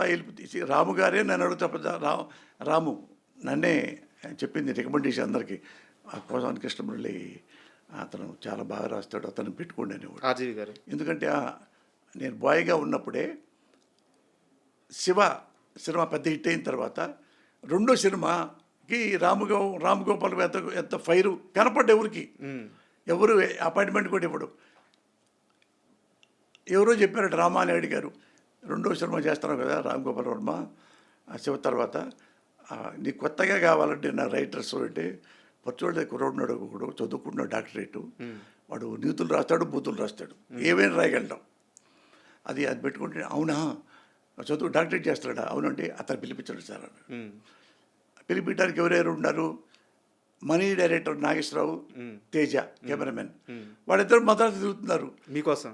నాకేం తెలుస్తుంది, నేను బాయ్ని ఎక్కడో ఓ చిన్న చక్రవర్తి మెస్లో తిని ఆ పక్కెళ్ళి ఈ పక్కెళ్ళి ఆ పాలు ఈ పాలు ఆ కూరగాయలు ఆ కూరగాయలు ఈ రాయిటాలు అన్ని రకాలు ఉండేవి.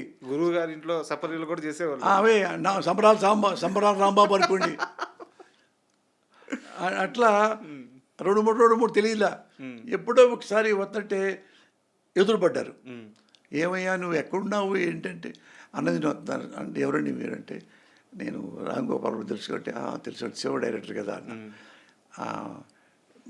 ఆయన నిన్ను 2 సినిమాకి రైటర్గా మిమ్మల్ని రమ్మంటాను మిమ్మల్ని పెట్టుకుంటారని అంటే ఒకసారి లోపల సంతోషపడ్డాను. అది నేను చదువుకుంటున్నానండి పచ్చవాళ్ళ దగ్గర. చదువుకోవటం ఏంటయ్యా ఆయన చెప్తే నువ్వు వెంబడే రైటర్ అయిపోతావు నువ్వు రా అంటాడు. అంటే ఆయన చెప్పారు కదా నేను వెళ్తాలేండి అండి. ఎప్పుడు పలానప్పుడు రారా. అక్కడే మద్రాసులోనే అన్నపూర్ణ ఆఫీస్ ఉంది, అన్నపూర్ణ స్టూడియో వాళ్ళది. అక్కడ ఉంటాడు 9:30 10 అంటే నేను పొద్దున్నే మన అక్కడ అగస్త్యార్ కోయిల్ అని ఉంటుంది, ఆ గుడికి దండం పెట్టి వెళ్తా. ఆ దండం పెట్టుకొని పొద్దున్నే స్నానం చేసి వెళ్తా కదా. వెళ్ళి ఆయన దగ్గరికి వెళ్తే అట్లా కూర్చొని చెప్పి నమస్కారం సార్ అంటే మీరే పోస్తాను కృష్ణమురళి అంటే కూర్చోడండి అని అంటారు. మీ గురించి చెప్పారు రామానాయుడు గారు సురేష్ బాబు వీళ్ళందరూ చెప్పారు మీరు బాగా చేస్తారంట. అదే లేదు అసిస్టెంట్గా ఉన్నాను సార్ అన్న. అదే మన సినిమా చేద్దాం మురళి గారు అన్నట్టు. అంటే నేను సినిమా చేయని చెప్పడానికి వచ్చాను సార్ అన్న. అదేంటిది అన్నాడు. అంటే నేను చదువుకుంటున్నాను సార్, యూనివర్సిటీలో డాక్టరేట్ చేస్తున్నాను, వాళ్ళ దగ్గర అసిస్టెంట్ పని చేస్తున్నాను. I need let me take some time sir, I need some more experience from pursuit brothers, అందుకని ఏమంతు క్షమించండి సార్ అన్న. భలే కూర్చోమరండి అన్నాడు. కూర్చోబెట్టు అంటే స్క్రీన్ ప్లే గురించి ఇంకోటి 2-3 అడిగాడు. అడిగితే చెప్పే నాకు తెలిసి బాగుంది మురళి నువ్వు ఇప్పుడు చెప్పావు కాబట్టి సరే వెళ్ళు, నువ్వు ఎప్పుడు సినిమా చేయదలుచుకుంటే నా దగ్గరికి రా, మనం కలిపి చేద్దాం. బస్ ఇదంతా ఇంత బిజీగా ఉన్నారు కాబట్టి లైఫ్లోకి పక్క నుంచి అమ్మాయిలు రాలేదు, అది కాదు ఛాన్స్ లేదు, ఛాన్స్ గోల్ లేదు. అయితే ఇందాక మనం మాట్లాడుతూ ఒకటి మిస్ అయిపోయింది. యూనివర్సిటీ నుంచి ఒక ఫోన్ వచ్చింది, తర్వాత ఏం జరిగిందో చెప్పలేదు. ఈ టైంలో వాళ్ళు మన ఇది ఆపరేటర్ వచ్చి చెప్పాడు సార్ ఎవరు నిర్మలా మేడం అంట, Tammareddy Nirmala madam assistant professor అంటే యూనివర్సిటీ ఫోన్ చేస్తున్నారు మీరు రమ్మన్నారు సార్ అంటే నేను షాక్ అయిపోయా. మేడం గారు నాకు ఇప్పుడు ఎందుకు చేస్తున్నారు అనుకున్నా. మళ్ళీ ఆపరేటర్ దగ్గరికి వెళ్తే మళ్ళీ వచ్చింది, మేడం నమస్కారం అంటే కృష్ణమురళి బాగున్నా అంటే లేదు ముఖ్య విషయం చెప్తున్నాను, నేను నీకు ఒక అమ్మాయిని చూసా, ఒక అమ్మాయి నేను చూశాను వాళ్ళ ఇంటికి వెళ్ళి, ఆ అమ్మాయి చదువుకుంది BSc BL, మంచి అమ్మాయి నాకు నేను సర్టిఫై చేస్తున్నా, నువ్వు ఆ అమ్మాయిని చూసుకో నీకు సూటబుల్ అట్లా చెప్పేస్తుంది గబగబా. తమ్మారెడ్డి భరద్వాజ గారు కజిన్ సిస్టర్. ఓకే అవును తమ్మారెడ్డి ఆమె. అయితే నేను ఆ టైం కూడా లేదు, అలాగే మేడం అన్న. మరి నువ్వు ఎప్పుడు చూస్తావు అంటే మీ ఇష్టం మేడం అన్న. ఆయన ప్రొఫెసర్ కదా, అప్పట్లో మాట్లాడలేను, అట్లా మాట్లాడేవాడిని కాదు. ఆయన వాళ్ళంటే నేనంటే ఇష్టం, తల్లితో సమానం ఆమె. అయితే మీరు ఎప్పుడప్పుడు మేడం అన్న చెప్పుకోవడానికి అంటే మరి రేపు ఎల్లుండురా ఎక్కడ చెప్పేస్తాను, అదే సార్ అదే మేడం అన్న. అంటే రేపు వెళ్ళలేకపోయా, ఇంకో రేపు వెళ్ళలేకపోయా అంటే నేను చెప్పి మేడం కొంచెం అదైపోయింది ఎల్లుండి వస్తాను మేడం అన్న. అంటే వాళ్ళతో చెప్పిందంట ఈయన పెళ్లి చేసుకోవడానికే రాలేకపోతాడు, ఇంక తాళే కట్టుకుంటాడమ్మా, వచ్చినప్పుడు చూసుకుందాంలే అందంట. అంటే అది నాకు చెప్పింది మేడము. అంటే అది రాసుకున్నాను మేడం, వచ్చేస్తాను మేడం అని. ఆడికెళ్ళి నేనే గుంటెళ్ళి వాడు మా మేనల్లుడు కోటాల శివ, వాడు 10th అయిపోయి ఇంటర్ వచ్చింది అనుకుంటా. ఒరే పెళ్లి చూపులకు వచ్చాడరా నువ్వు కూడా రా చూడు నువ్వు కూడా అంటే వాడు బూట్లు కొట్టి పెట్టాను. ఓకే లంచం బూట్ల రావడానికి అంటే నా మేనల్లుడు కదా, మేనమామ కొడుకు. వెళ్తే వాడు చూసుకున్నాను, ఎట్టొద్దురా ఏమే అంటే బాగుంది మావయ్య అక్క బాగుంది బాగా చేసుకోవచ్చు బాగుంది మావయ్య అన్నాడు. చిన్నోడు వాడు 16 ఏళ్ళు తెలుసు, పిల్లలు తెలుసుగా. అంటే ఇక మాట్లాడి బెదిరు పెళ్ళి అట్ట పెళ్ళి తిరిగింది. ఆ కట్నాలు ఏమీ తెలియవు మనకు. నాకు అవన్నీ పడుచుకునేవాడు కదా ఎప్పుడు. సార్ నాకు నచ్చింది, నేను నచ్చాను, ఇంక ఇష్యూ లేవు. ఇంక ఇష్యూ ఏముంది? అంతే కదా. సో అంత బిజీగా ఉన్నారు. అయితే ఇందాక మనం శ్రీకాంత్ గారి గురించి మాట్లాడుకుంటూ కాస్త బ్రేక్ పడింది. ఇది ఇంగ్లీష్ పెళ్ళం ఈస్ట్ గోదావరి మొగుడు సినిమా రిలీజ్ అయిన తర్వాత పెద్ద హిట్ అయింది. కాకపోతే ఆ సినిమాలో మహిళా సంఘాలతో కొన్ని డైలాగులు రాశారు మీరు. ఆ రోజుల్లో చాలా పెద్ద ఇష్యూ అయింది కదా, అది పేపర్లో ఆర్టికల్ కూడా వచ్చినట్టుంది. అది దానికి 70 సర్సర్కట్లే పోయింది. 70 సెన్సార్ కట్ల. అది లేకపోయి ఉంటే సినిమా బాగుండేది. ఇంకా ఇది ఒక ట్రాక్ తీసి పారేశారు. ఆ జడ్జి ఇలా ఉండకూడదు, ఇలా ఉండాలి, అది ఉండాలి, ఇది ఉండాలి, ముక్కలన్నీ అయిపోయింది. అప్పటికే అది చాలా అప్పుడు అయ్యో చాలా అయిపోయింది నాకు అలా. అంటే అది తీసేదాకా ఆపలా. అప్పటిదాకా శ్రీకాంత్ గారికి ఉన్న ఇమేజ్కి పూర్తి ఆపోజిట్ క్యారెక్టర్ అది. అవును అవును. అంటే ఆమెను బుద్ధి చెప్పడానికి. అవును. అది చాలా అన్ని అనుభవాలు ఉన్నాయి రాజా. కాదు బట్ ఏంటంటే నేను నా ఇంటిని ఎంత ప్రేమిస్తానో, నా ఇల్లాలని ఎంత ప్రేమిస్తానో, తెలుగు సినిమా ఇండస్ట్రీని అంతనే ప్రేమిస్తా సార్. దానివల్లే నేను ఇంత వాడినయ్యా. తెలుగు సినిమా ఇండస్ట్రీ వల్లే నేను ఇంత వాడినయ్యా సార్. అయితే ఒక్కసారి స్క్రిప్ట్ రాస్తే ఎవరు చెప్పినా సరే మీ మనసుకు నచ్చిన తర్వాత మార్చరు. అలాంటిది చిరంజీవి గారి సినిమా అల్లుడా మజాకా కోసం ఎన్నో వర్షన్లు, అది 50-60 పైన వర్షన్లు రాశారు. నిజానికి సినిమా కూడా చాలా మంచి కథగా. కానీ సినిమా రిలీజ్ అయిన తర్వాత దాని మీద బూత్ సినిమా అనే ఒక విమర్శ స్టార్ట్ అయింది. అది దేనివల్ల జరిగింది? సినిమా డైరెక్షన్లో జరిగిందా? ఏం లేదండి, ఒక్క బూతు బాట కూడా లేదండి. ఇప్పుడు ఇప్పుడు మీరు అన్నారే పోసాన్ని తిట్టారని, అలాంటిది అది కూడా అంతే. ఇప్పుడు అది అన్ని వెర్షన్లు రాయలా, డైలాగ్ వెర్షన్ 2 రాశా. 2 అంటే వేరే వాళ్ళు రకరకాలు రాస్తుంటారు కదా. ఇది వేరే కథ. అవునవునవును. నా కథ చెప్పగానే ఓకే భలే ఉంది కథ, బాగా గమ్మత్తు, గిమ్మిక్స్ అన్ని బాగున్నాయి. స్టార్టింగ్ గుడి దగ్గర ఫస్ట్ షాట్ చిరంజీవి గారు ఎంట్రీ, ఊరి జనాలందరూ రావడం, చేతికి సంఖ్యలు ఉండడం, అదిరిపోద్ది ఫస్ట్ షాట్. అసలు అక్కడ ఏం చేశారంటే అప్పుడులో అంటే ఏదో రకరకాలుగా వాళ్ళ భావాలు ఉంటాయి. అక్కడ ఏమన్నా కానీ వసే అని మాట కూడా మాట్లాడాలి చిరంజీవి గారు. అసలు అందులో బూతు మాటలు ఇవ్వండి, మాటలుగా లేవు, 99% లేవు. వల్గారిటీ కూడా ఏం లేదు. అన్నీ గిమ్మిక్స్, కామెడీ, అత్తకి బుద్ధి చెప్పడానికి, భార్యకి బుద్ధి చెప్పడానికి కథ, మన చెల్లెలు కాపురం నిలబెట్టుకోవడానికి పడే పాటలు, అది తప్ప ఏమండి జనాలు పిచ్చోళ్ళ ఒక ముక్క 2 ముక్కలో ఏది ఉంటే లేదు, నా దృష్టిలో లేదు. ఉంటే సినిమా ఆడిద్దా? సినిమా సబ్జెక్ట్ ఉండాలి. ఈ సబ్జెక్టు సూపర్ హిట్. లేడీస్కి స్పెషల్ హాల్ పెట్టారండి. ఇంకేం చెప్పండి మీరు. ఆడవాళ్ళు లేడీసు బూతులు ఏంటి చూస్తారా? చూడరు. సపరేట్ ప్రత్యేక స్త్రీలకి ఈరోజు ఈ ఆట ఇస్తున్నాము అని ఉన్నాయి సార్ అని వచ్చే షాక్ అయిపోతే స్ట్రైట్ 100 రోజులు అది ఎట్టిస్తారు. అది చిరంజీవి గారు అంటే ఇప్పుడు ఎట్టుందంటే చిన్నది ఇట్ట చల్లిద్ది అనుకో, ఒక దాన్ని చల్లే దాని నీళ్ళని దాన్ని యాసిడెంట్ ఎట్ట అవుతుంది కదా. అది అప్సెట్. ఇప్పుడు చెప్తాను, మీ కమిటీ చెబుతున్నా, అందులో వల్గారిటీ అసలు ఏమీ లేదు. అంటే చిరంజీవి గారు అంటే తెల్ల చొక్కా అండి, ఒక్క చిరా చొక్కబడింది అనుకో అది మరక అంటారు. అది అంతే. చెప్పాలి కరెక్ట్గా చెప్పాలి. లేదా ఎంత పెద్ద హిట్ అయితే దీనివల్ల వాళ్ళు వీళ్ళు మాట్లాడతారు కదా. నన్ను అన్నారు ఇది ఓ మీటింగ్లో, చిరంజీవి గారి కోపం ఉంది అంటే సార్ ఎప్పటికైనా పోసాని చెప్తాడేమోలే చూద్దాం అని ఫీలింగ్ కదా. ఇంత పెద్ద హిట్ సినిమా పెట్టుకొని అందరూ వల్గర్ ఉంది అంటే అంత అన్యాయం అనుకుంటే ఇందులో మీటింగ్ పెట్టారు మన సారథి స్టూడియోలో. ఏదో వెళ్తే దానికి యాంకర్ ఎవరు? మురళీమోహన్ గారు.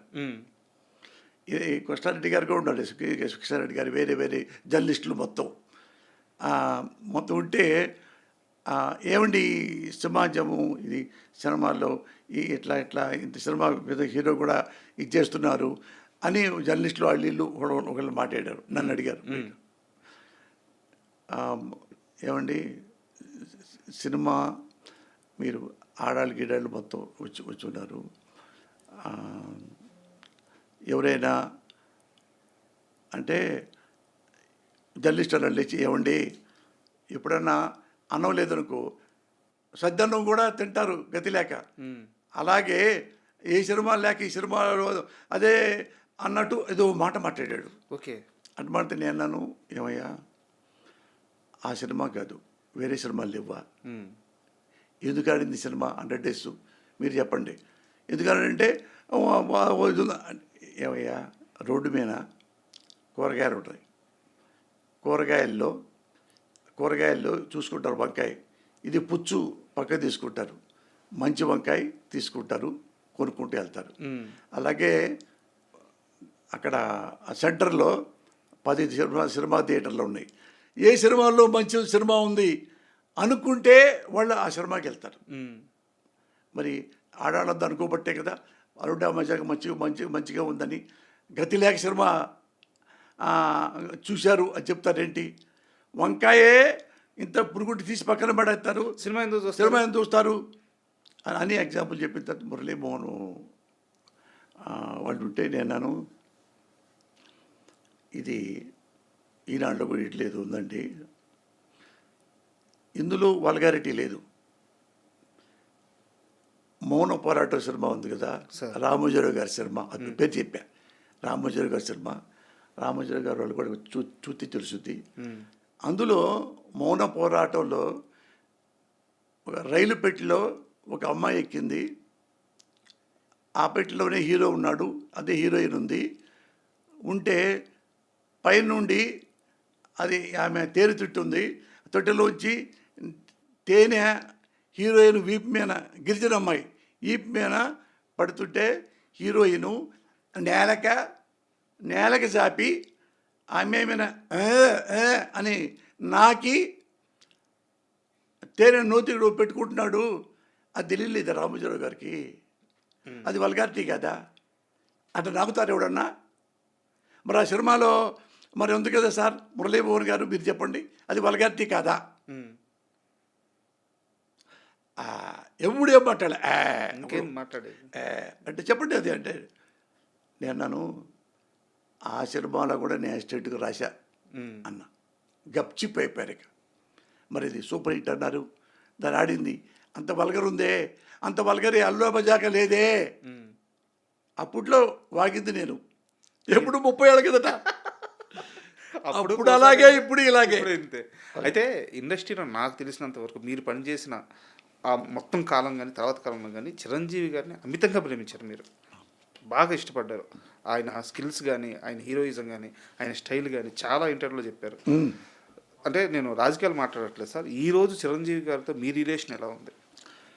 నాకు ఒక ఎగ్జాంపుల్ చెప్తా, ఇప్పుడే యాడ్లు కట్ చేశా, యాడ్లు సినిమాకి ఇవ్వడానికి కడుతుంటే ఇందులోకి ఏం రచన చెప్పంటారు, ఇప్పుడు టీడీపీ వాళ్ళు, వైసీపీ వాళ్ళు, బీఆర్ఎస్ వాళ్ళు, కాంగ్రెస్ వాళ్ళు, కమ్యూనిస్టు వాళ్ళు, బీజేపీ వాళ్ళు, జనసేన వాళ్ళు, వీళ్ళన్ని పార్టీలు అందరికి కూడా ఈ సినిమా నచ్చుతుంది, దయచేసి చూడండి. జనసేన కలిపాక పవన్ కళ్యాణ్ అధ్యక్షుడు కదా. లేదు, నేను ఓన్లీ చిరంజీవి గారి గురించి నాకు మాత్రమే అడుగుతున్నాను, కాదు నాకు రాజకీయాలు అవసరం లేదు అటుగా చెబుతున్నా. నేను ఎవరిని నేను గుర్తుపెట్టుకోను,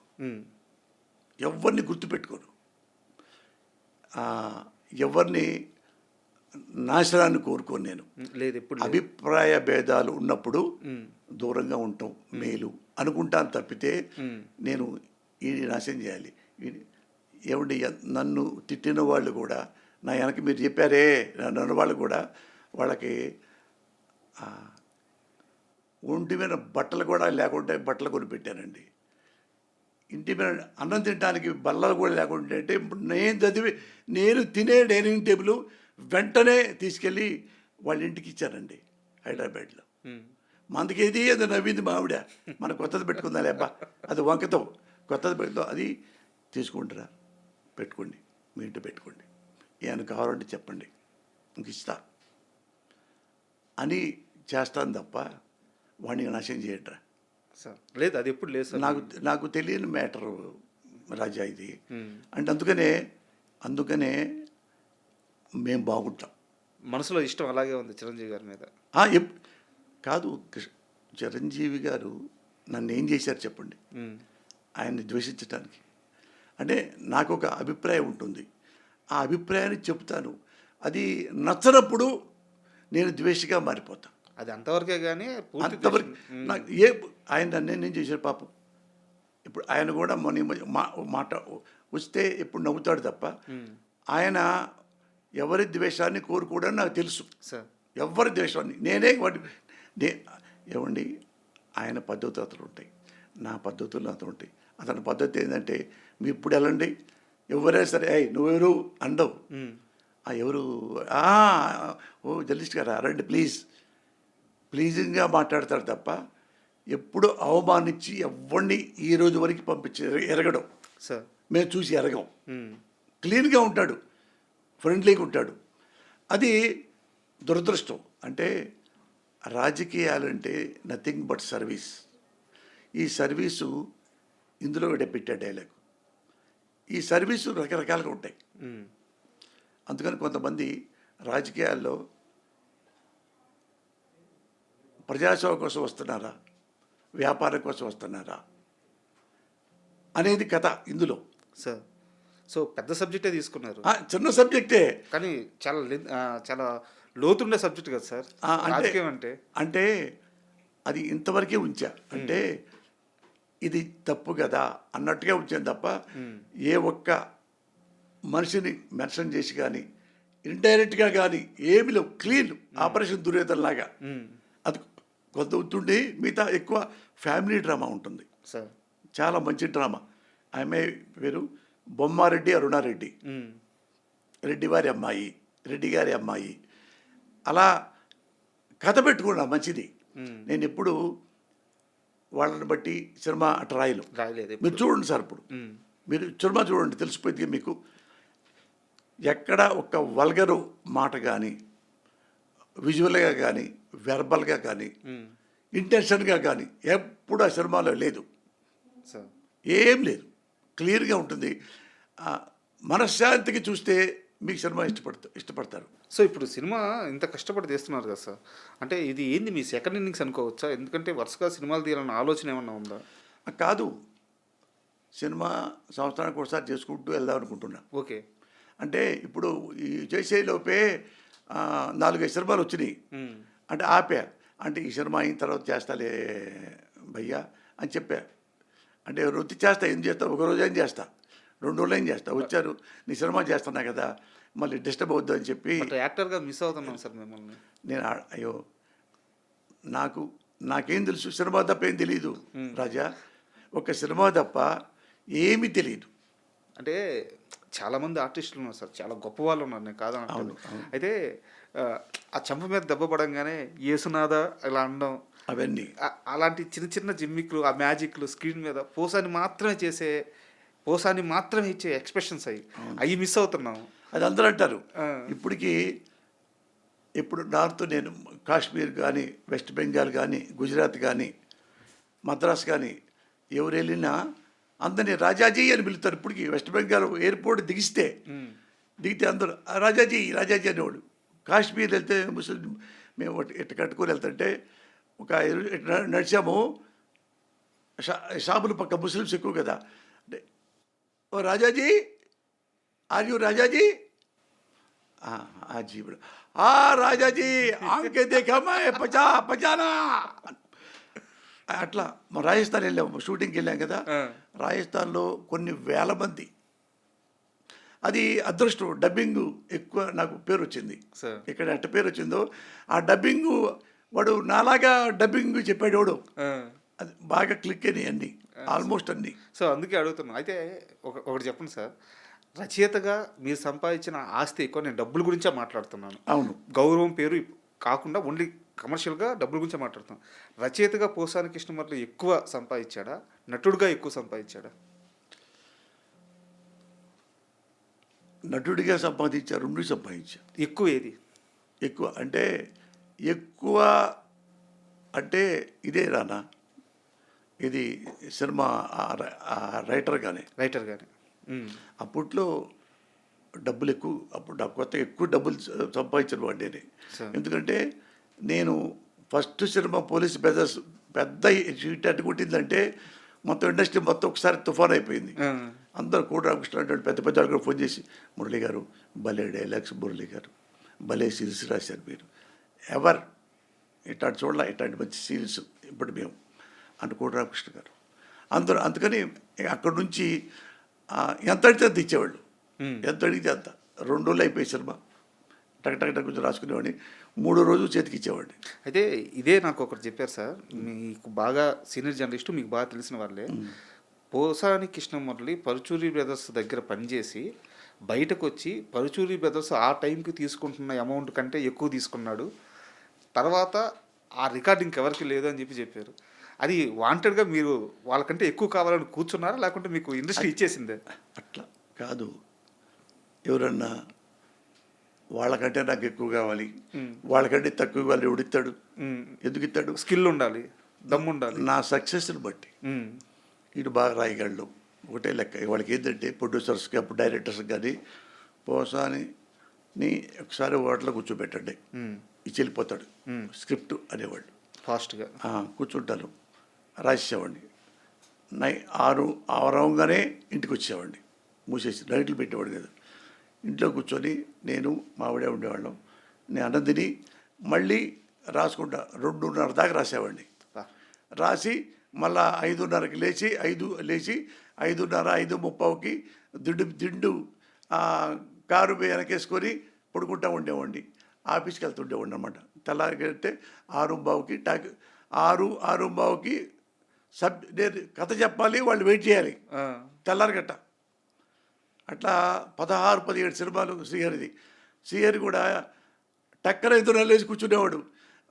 నేను వచ్చేలోపు నువ్వు కనుక లేకపోతే ఆ అరగంట మరి వేస్ట్ మళ్ళీ అయిపోతాడట, అరగంటగా చెప్పేసి వెళ్ళిపోయాడు. కానీ శ్రీహరి గారి మరణం నాకు తెలిసి వారి కెరీర్ మొత్తం చూసుకుంటే మీదే చాలా పెద్ద పాత్ర ఉంది. ఆయన హీరోగా సర్వే అవ్వడంలో కానీ, సక్సెస్ రావడంలో కానీ. వారి మరణం తర్వాత ఎక్కువ బాధపడిన వ్యక్తుల్లో మీరు కూడా ఒకరు ఉంటారు కదా. అంటే మేము 16-17 సినిమాలు రాసాం. అంటే నన్ను అడిగాడు, మురళి నాకు కొంచెం సినిమాలు రాసి పెట్టు, నేను క్యారెక్టర్లు చెప్పు అన్నాడు. అతను నాకు నచ్చాడు, ఎందుకు నచ్చాడు, బాగుంటాడు, నాతో ఫ్రెండ్లీగా బాగుంటాడు. అప్పుడు కొత్తగా వచ్చినప్పుడు నేను 10 సినిమాలు రాశానంటే 6-7 సినిమాలు శ్రీహరి పెట్టేవాడిని. అవును, చాలా సినిమాల్లో మీ సినిమాల్లో ఉన్నారు. చిరంజీవి గారి సినిమాలు బజార్లో పెట్టించి మళ్ళీ పైతరబద్దంలో పెట్టించి ఇలాగ పని పెట్టి మళ్ళీ పెళ్లి చేసుకుందాలో మళ్ళీ ఇంకో సినిమాలో ప్రేస్ రావే సినిమాలో అన్నింటిలో పెట్టేవాడిని. పెట్టిన తర్వాత ఆ హీరో ఇస్తున్నారు మహేంద్ర గారు అంటే, అది వాళ్ళు డబ్బులు ఇవ్వలేరు కదా, చిన్నపై కదా అంటే, ఏముందే నేను ఆ సబ్జెక్ట్ నేను ఎంత రాయాలో రాసి ఇచ్చేస్తానండి. ఆ చాలా సీన్లు అన్నీ ఇచ్చి ఫ్రీగా ఇచ్చేవాడిని. కోర్టు సీన్లు, ఆ సీన్లు, వేరు సీన్లు, పోలీస్. దేవా అయితే హిందీ సినిమా చెప్పేవాడిని, దీన్ని పట్టుకొని చేసుకోండి, ఇందులో సబ్జెక్టులు అన్నీ బాగుంటాయి సీన్లో అని అవి ఇచ్చా. ఆ తర్వాత అదేమన్నాడు, మురళి వాళ్ళకి ఇవ్వటం దానికి నువ్వే రాయొచ్చు కదా అంటే, నీ అంత అప్పుడులో 10-15 లక్షలు.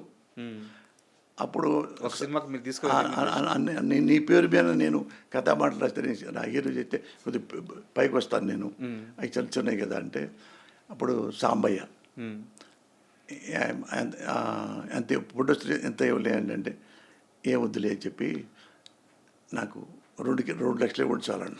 శ్రీహరి గారి కోసం ఇదంతా ఓన్లీ శ్రీహరి 15 లక్షలు తీసుకోవాలి. అప్పుడు 2 లక్షలే 2 లక్షలే తీసుకొని కథా స్క్రీన్ ప్లే మాటలు అందులో మళ్ళా వేరే డైరెక్టర్కి ఏదో ఇదైతే మళ్ళీ రిషూట్లు కూడా నేనే చేపించి కూర్చోబెట్టి అది పెద్ద హిట్ అయిపోయిన తర్వాత నువ్వే సినిమా చేసుకో మరలి నువ్వే ప్రొడ్యూస్ చేసుకో నువ్వు చేసుకోలేదంటే అట్లొద్దు ఇలాగే ఉందాం మనం నేను రైటర్కి అలాగే ఉంటా నువ్వు ఇలాగే అలాగే ఉంటే ఇంకేవద్దని అట్లా 17 సినిమాలు చేసి భద్రాచలం కానీ అయోధ్య అన్ని లాస్ట్ అన్ని సినిమాలు నేను చాలా సార్ ఈ ఇంటర్వ్యూకి వచ్చే ముందు ఆయన వికీపీడియా మొత్తం చేసే సినిమాలు మొత్తం చూస్తే శ్రీహరికి ఒక షేప్ ఇచ్చి అంటే ఆయన సినీ కెరీర్కి ఒక షేప్ ఇచ్చి ఆయన్ని ఆర్టిస్ట్గా నిలబెట్టి స్టార్గా చేసిన ఆ 2 చేతులు మీవే మీ పేరే కనిపిస్తుంది ప్రతి సినిమాలో మీ పేరే కనిపిస్తుంది. బట్ అయితే ఒకటి శ్రీహరి లేదు. శ్రీహరిలో ఉన్న గొప్పతనం ఒకటి నేను నమ్మితే జీవితాంతం అలాగే నమ్ముతాడు. అంటే పోసాని అంటే ఇష్టం. పోసాని కథ చెప్పి అరగంట కథ చెప్పి వెళ్ళిపోతా. ఇంకా డిస్కషన్ లేవు. ఇక డిస్కషన్ దాని సబ్జెక్టు మళ్ళీ అదేంటి ఇదేంటి లేవు. అరగంట అయిపోయింది ఇది అయిపోయింది అంటే బాగుంది కదా బాగుంది అంతే 2 మాట్లాడాడు. బాగుంది బాగుంది ఇంకేం మాట వెళ్ళిపోయి 2 రోజుల్లో రాసిచ్చేవాడిని ఆడబట్టి వెళ్ళిపోయేవాడిని. అదే తీసేవాళ్ళు సార్ అదే తీసేవాళ్ళు. ఏ గోల్ లేదు ఇసలు డిస్టర్బెన్స్. ఆయన మరణ వార్త తెలిసిన తర్వాత ఎలా జీర్ణించుకున్నారు? అంటే ఏం మనం అంటే డ్రమ్టిక్గా మనం చెప్పుకోలేను కానీ అంటే ఎట్లా ఉంటుందంటే జీవితం అంటే కళ్ళు తెరిస్తే జననం కళ్ళు మూస్తే మరణం రెప్పపాటే ఈ ప్రయాణం. సార్ ఇది అనివార్యం. రేపు పోసానికి ఇష్టపడి తెచ్చిపోతాడు ఇంకోటి పోతాడు. అందుకని ఇందులో ఆ డైలాగ్ పెట్టేది హలో అంటేనే ఇది జననం జీవితం జీవితం చలో అంటేనే శ్మశానం. అది ఇంక దీనికోసం ఇందుకురా ఎంత బాధపడతారు. ఇప్పుడు ఏం సాధించాల్సిందే ఎప్పుడు ఎవ్వరు నేను సాధించాను ఇది అంటానికి ఏమి లేదండి. సార్ మీరు ఇప్పుడు వచ్చేది ఒక చీమలు గూడు పెట్టి వెళ్ళిపోతుంటాయి, ఇంకో చెవు పెడతా ఉంటాయి, ఇంకో చెల్లి పోతూ ఉంటాయి, ఇంకోళ్ళు పెడతా ఉంటాయి. మనం అంతే ఈ రాసుకుంటూ వెళ్తుంటారు పోతూ ఉంటాం. మళ్ళా వస్తూ ఉంటాడు ఒకడెవడో మళ్ళీ ఇంకోటి రాస్తూ ఉంటాడు మళ్ళీ పోతూ ఉంటాడు. అంతప్ప నేను ఇటు చచ్చిపోయాడు కానీ అయ్యో చచ్చిపోయాడే అంటానికి నేను అనుకోను 90%. మా నాన్న విషయంలోనే మా అమ్మ విషయంలో ఒకసారి నాకు నీళ్ళు వచ్చినాయి. అంటే ఈ మంచోడే అన్యాయం చచ్చిపోయాడే అంటే చావడానికి టైం ఉంటుంది అంతే కదా సార్. మనం వెళ్తున్నాము ఇప్పుడు నేనున్నాను చచ్చిపోయిన పెద్ద ఇష్యూ కాదు ఇది 60+ అన్నా కానీ ఇప్పుడు అది మనము చచ్చిపోతాము అనేది నాకు భయం లేదు. ఇప్పుడు చచ్చిపోతాము అనే భయం నాకు ఎప్పుడు లేదు. Very cool. నాకు దాని మీద ఇప్పుడు అమ్మ 100 ఏళ్ళు పడితే బాగుండే అట్లా లేదు సార్. అంటే అన్నీ సాధించుకున్నా షార్ట్ టైంలో అన్నీ సమకూర్చా. ఇక నేను చేయాల్సిందే లేదు. అందుకని మంచి పనులు ఉంటే చేయటం. సార్ అయితే ఒక హీరోతో మాత్రం మీకు అమితమైన స్నేహం అమితమైన ఇద్దరి మధ్య మంచి పరిచయం కానీ స్నేహం కానీ మొత్తం ఉంది. ఎప్పుడు ఎక్కడ బయట పెట్టలేదు మీరు హరికృష్ణ గారితో. హరికృష్ణ గారికి పడిన ప్రతి సక్సెస్ మీరు రాసిందే డైలాగ్స్ అన్ని. అవును. పైగా ఇద్దరి మధ్య మంచి బాండింగ్ ఉంది. లాయర్ కూడా రాశా. లాహిర్ కూడా. అవును సీతయ్య కానీ మీరంటే భలే ఇష్టం అంట ఆయనకి. ఫ్రెండ్ అదే ఫ్రెండ్షిప్. ఆయన ఏ పోసానే అంటాడు అన్నా నేను షూటింగ్కి వెళ్తానా రైటర్గా పను అప్పుడు రైటర్గా ఉండేవాడిని ఇది చేస్తానా అయ్యి అడగడు. పోసానే పద మన లక్ష్మీ దగ్గర అదో పేరు ఉంటుంది ఆవు పేరు ఆ పేరు వాడికి వెళ్దా పద ఆయనకి ఇష్టం ఆవులు అంటే. ఇక సీనులు లేవు పుస్తకాలు లేవు ఏవి లేవు ఆయన కూర్చోటమే అంటే అంత ఇష్టం నాకు. ఆయనకి నేనంటే ఎంత ఇష్టం. ఎక్కడ వెళ్ళడు అతను ఎవరికి వెళ్ళడు. ఇంటి దగ్గరికి వెళ్ళటం కానీ చాలా చాలా ఆత్మగౌరవం ఉన్న మనిషి సార్. అంటే అన్న మా ఇంటికి రాడు ఇది అడుగుకుంటున్నావా వెళ్దా పదా రావా అంటావేంటే వెళ్దాం పదాను పదా ఇంటికి వెళ్దాం. బట్ ఆయన బయటికి ఎవరి దగ్గరికి పెద్ద వెళ్ళరు. వెళ్ళడు. ఆయన హోటల్ ఉండేది, వెళ్ళి హోటల్లో ఉండేవాడు. ఆహ్వానం ఆ. ఆడే కూర్చునేవాడిని కూడా వెళ్ళి అక్కడే కూర్చునేవాడిని నేను. అక్కడ మా ఇంటికి వచ్చి కూర్చొని ఒక గంట పైన కూర్చొని సార్ టీ తాగి కబుర్లు చెప్పి మా పిల్లలకు కొంచెం నవ్వుకొని మేము మాడుకొని సంతోషపడతాడు తను. భలే ఇల్లు కట్టావా పోసాని, బాగుంది ఇల్లు, సార్ బాగుంది, ఎప్పుడు సంతోషపడతాడు. ఎన్టీ రామారావు లాగా. ఎన్టీ రామారావు అంతే, ఎవరైనా బాగా సంపాదించుకుంటున్నారంటే ఎన్టీ రామారావు ఇష్టపడతాడు. సార్ ఇష్టపడతాడు. ఇంకేమైనా కావాలా అబ్బాయి నీకు, ఇంకా పైకి రావడానికి రామారావు అంటాడు. హరికృష్ణ అంతే. ఒక రచయితగా, నటుడిగా ఇంత ప్రయాణం ఉంది కాబట్టి ఇండస్ట్రీలో, ఇప్పుడున్న జనరేషన్లో పోసాని కృష్ణమూర్తికి బాగా నచ్చే హీరో అంటే ఎవరు? నటన పరంగా కానీ. రెండు ఉంటాయి. నాకు ఫస్ట్ సూపర్ స్టార్ కృష్ణ గారు అంటే నాకు ఇష్టం. సార్ కృష్ణ గారు లేరు, ఎవరు లేరు. నాకు హీరోల్లో లెజెండు అంటే చిరంజీవి ఇష్టం. సార్ చిరంజీవి ఇప్పటికీ సూపర్ స్టారే, number 1. Frankly artist Rajendra Prasad. Sir ఆర్టిస్టుగా చెప్పాలంటే రాజేంద్ర ప్రసాద్ గారు తెలుసుగా. అయ్యో నటకిరీటి. నటకిరీటి. రాజేంద్ర ప్రసాద్ గారుకి కమల్ హాసన్కి ఇద్దరు పక్క పక్కన పెడితే నీకు ఎవరు ఇష్టం అంటే నేను రాజేంద్ర ప్రసాద్ చెప్తాను. సార్ ఎందుకంటే అర్థం,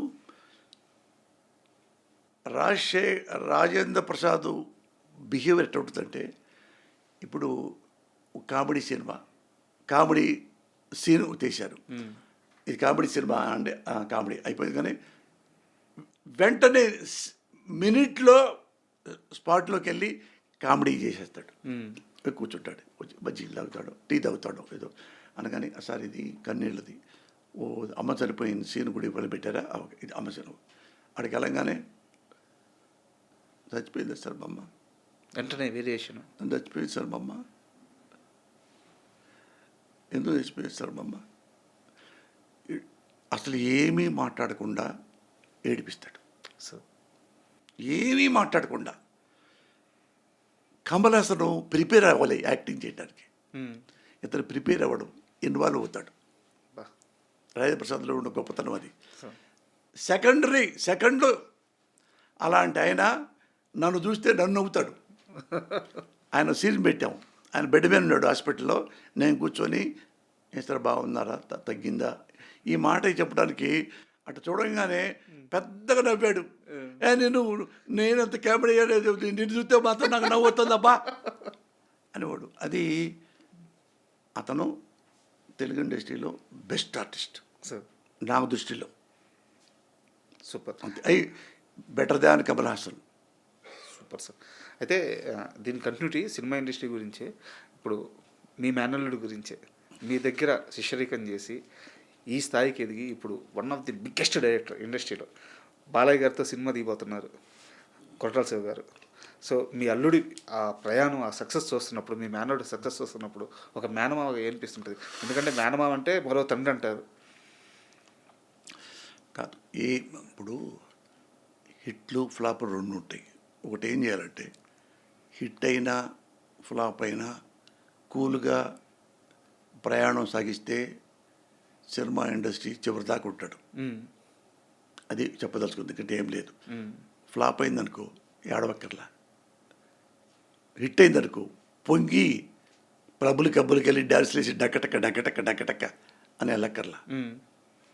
చూడండి, తెలుసుకొని ఏది మన రాఘవేంద్రరావులో పెద్ద హిట్ అయినా కానీ అట్ట నవ్వుతూ ఉంటాడు రాఘవేంద్రరావు, ప్రౌడ్గా ఉండడు. దాసరి నారాయణరావు 100 దాటి సినిమాలు చేశాడు, పెద్ద హిట్స్. రామారావు గంటి, నాగేశ్వరరావు గంటి, కృష్ణగంటి, సోమబాబు గంటి, అందరి హిట్లకి అన్నీ చేశాడు. చిన్నోళ్ళకి పెద్దోళ్ళకి కలిపితే అన్నీ కలిపినా కానీ ఆయన కూడా ఎప్పుడు వెర్రి వేగడం, నేనే నెంబర్ 1, ఎవడరా మన జోలికి వచ్చేది ఎవడురా అని మాడతారే, ఆ టైప్ కాదు. నేల పెంచి మనుషుల్లాగా ఉంటారు. బోళా శంకరుడు, దాసరి నారాయణరావు గారు. ఇది ఎప్పుడు కథ మాట్లాడుకుంటూనే ఉంటాడు, చేస్తానే ఉంటాడు. అలాగే రాఘవేంద్ర గారు పెద్ద హిట్ అయినా అలాగే కంగ్రాట్ సార్ నవ్వుతుంటాడు, పోయిందనుకో అంటాడు. వీళ్ళు ఎట్లాంటి మనుషులు కాదు. రామానాయుడు ఎవరు కష్టపడి బాగా చేస్తాడో వాడిని ప్రేమిస్తూ ఉంటాడు. అందుకని రామానాయుడు ఎందుకు నెంబర్ 1 అయ్యాడు, ఇండియాలో నెంబర్ 1 ప్రొడ్యూసర్? ఎందుకంటే కష్టపడతాడు. ఇప్పటికీ చనిపోయేదాకా ఆయనే ట్రాలీ తోస్తాడు, అవసరమైతే తోస్తాడు. ఏమిరా టైం అయిపోతుంది 9 బయలుదేరాలి, లైట్లు బర్నింగు, బాయ్ లాగా ఉంటాడు రామానాయుడు గారు. సెట్లో బాయ్ లాగా పనిచేస్తా. అందుకనే వాళ్ళు పెద్దవాళ్ళు అయ్యారు, ఊరికనే వెళ్ళరు. మీ అల్లుడికి ఇది ఇలా నేర్చుకోమని, ఇలా ఉండమని చెప్తున్నారు? చెప్పడం కాదు, అది ఆయన ఎలాగో నాకు తెలిసి పోసానికి ఇష్టం వాళ్ళకి జెరాక్స్ ఆయన, నాకు తెలిసినంత వరకు. అది ఒకటి మనం చెప్పుకోవటం అక్కర్లేదు. ఆ వ్యక్తిత్వం ఉంటే మనం సరిపోయేదాకా సినిమా ఇండస్ట్రీలో ఉంటాం సార్. అయితే ఇంత ప్రయాణం చేసిన పోసానికి ఇష్టం వాళ్ళకి ఆపరేషన్ అరుణారెడ్డి ఈ నెల 17వ తేదీ రిలీజ్ అయిన తర్వాత కొత్తగా ఏమి ఇవ్వబోతుంది? ఆ సక్సెస్సా, గౌరవమా, డబ్బా, ఏమి ఇవ్వబోతుంది? అంటే ఏమి ఇచ్చినా నాకు ఏడుపు లేదు, నవ్వు లేదు. కాకపోతే ఈ సినిమా చేస్తే కొద్దిగా బాగుండు అని నమ్మకం నాకుంది. అంటే ఇది సింపుల్ స్టోరీ, మీరు చూడాలి. అంటే ఇంత చెప్పడానికి లేదు. అది స్క్రీన్ ప్లే మీద ఆధారపడి రాసుకున్న కథ, మంచి కథ.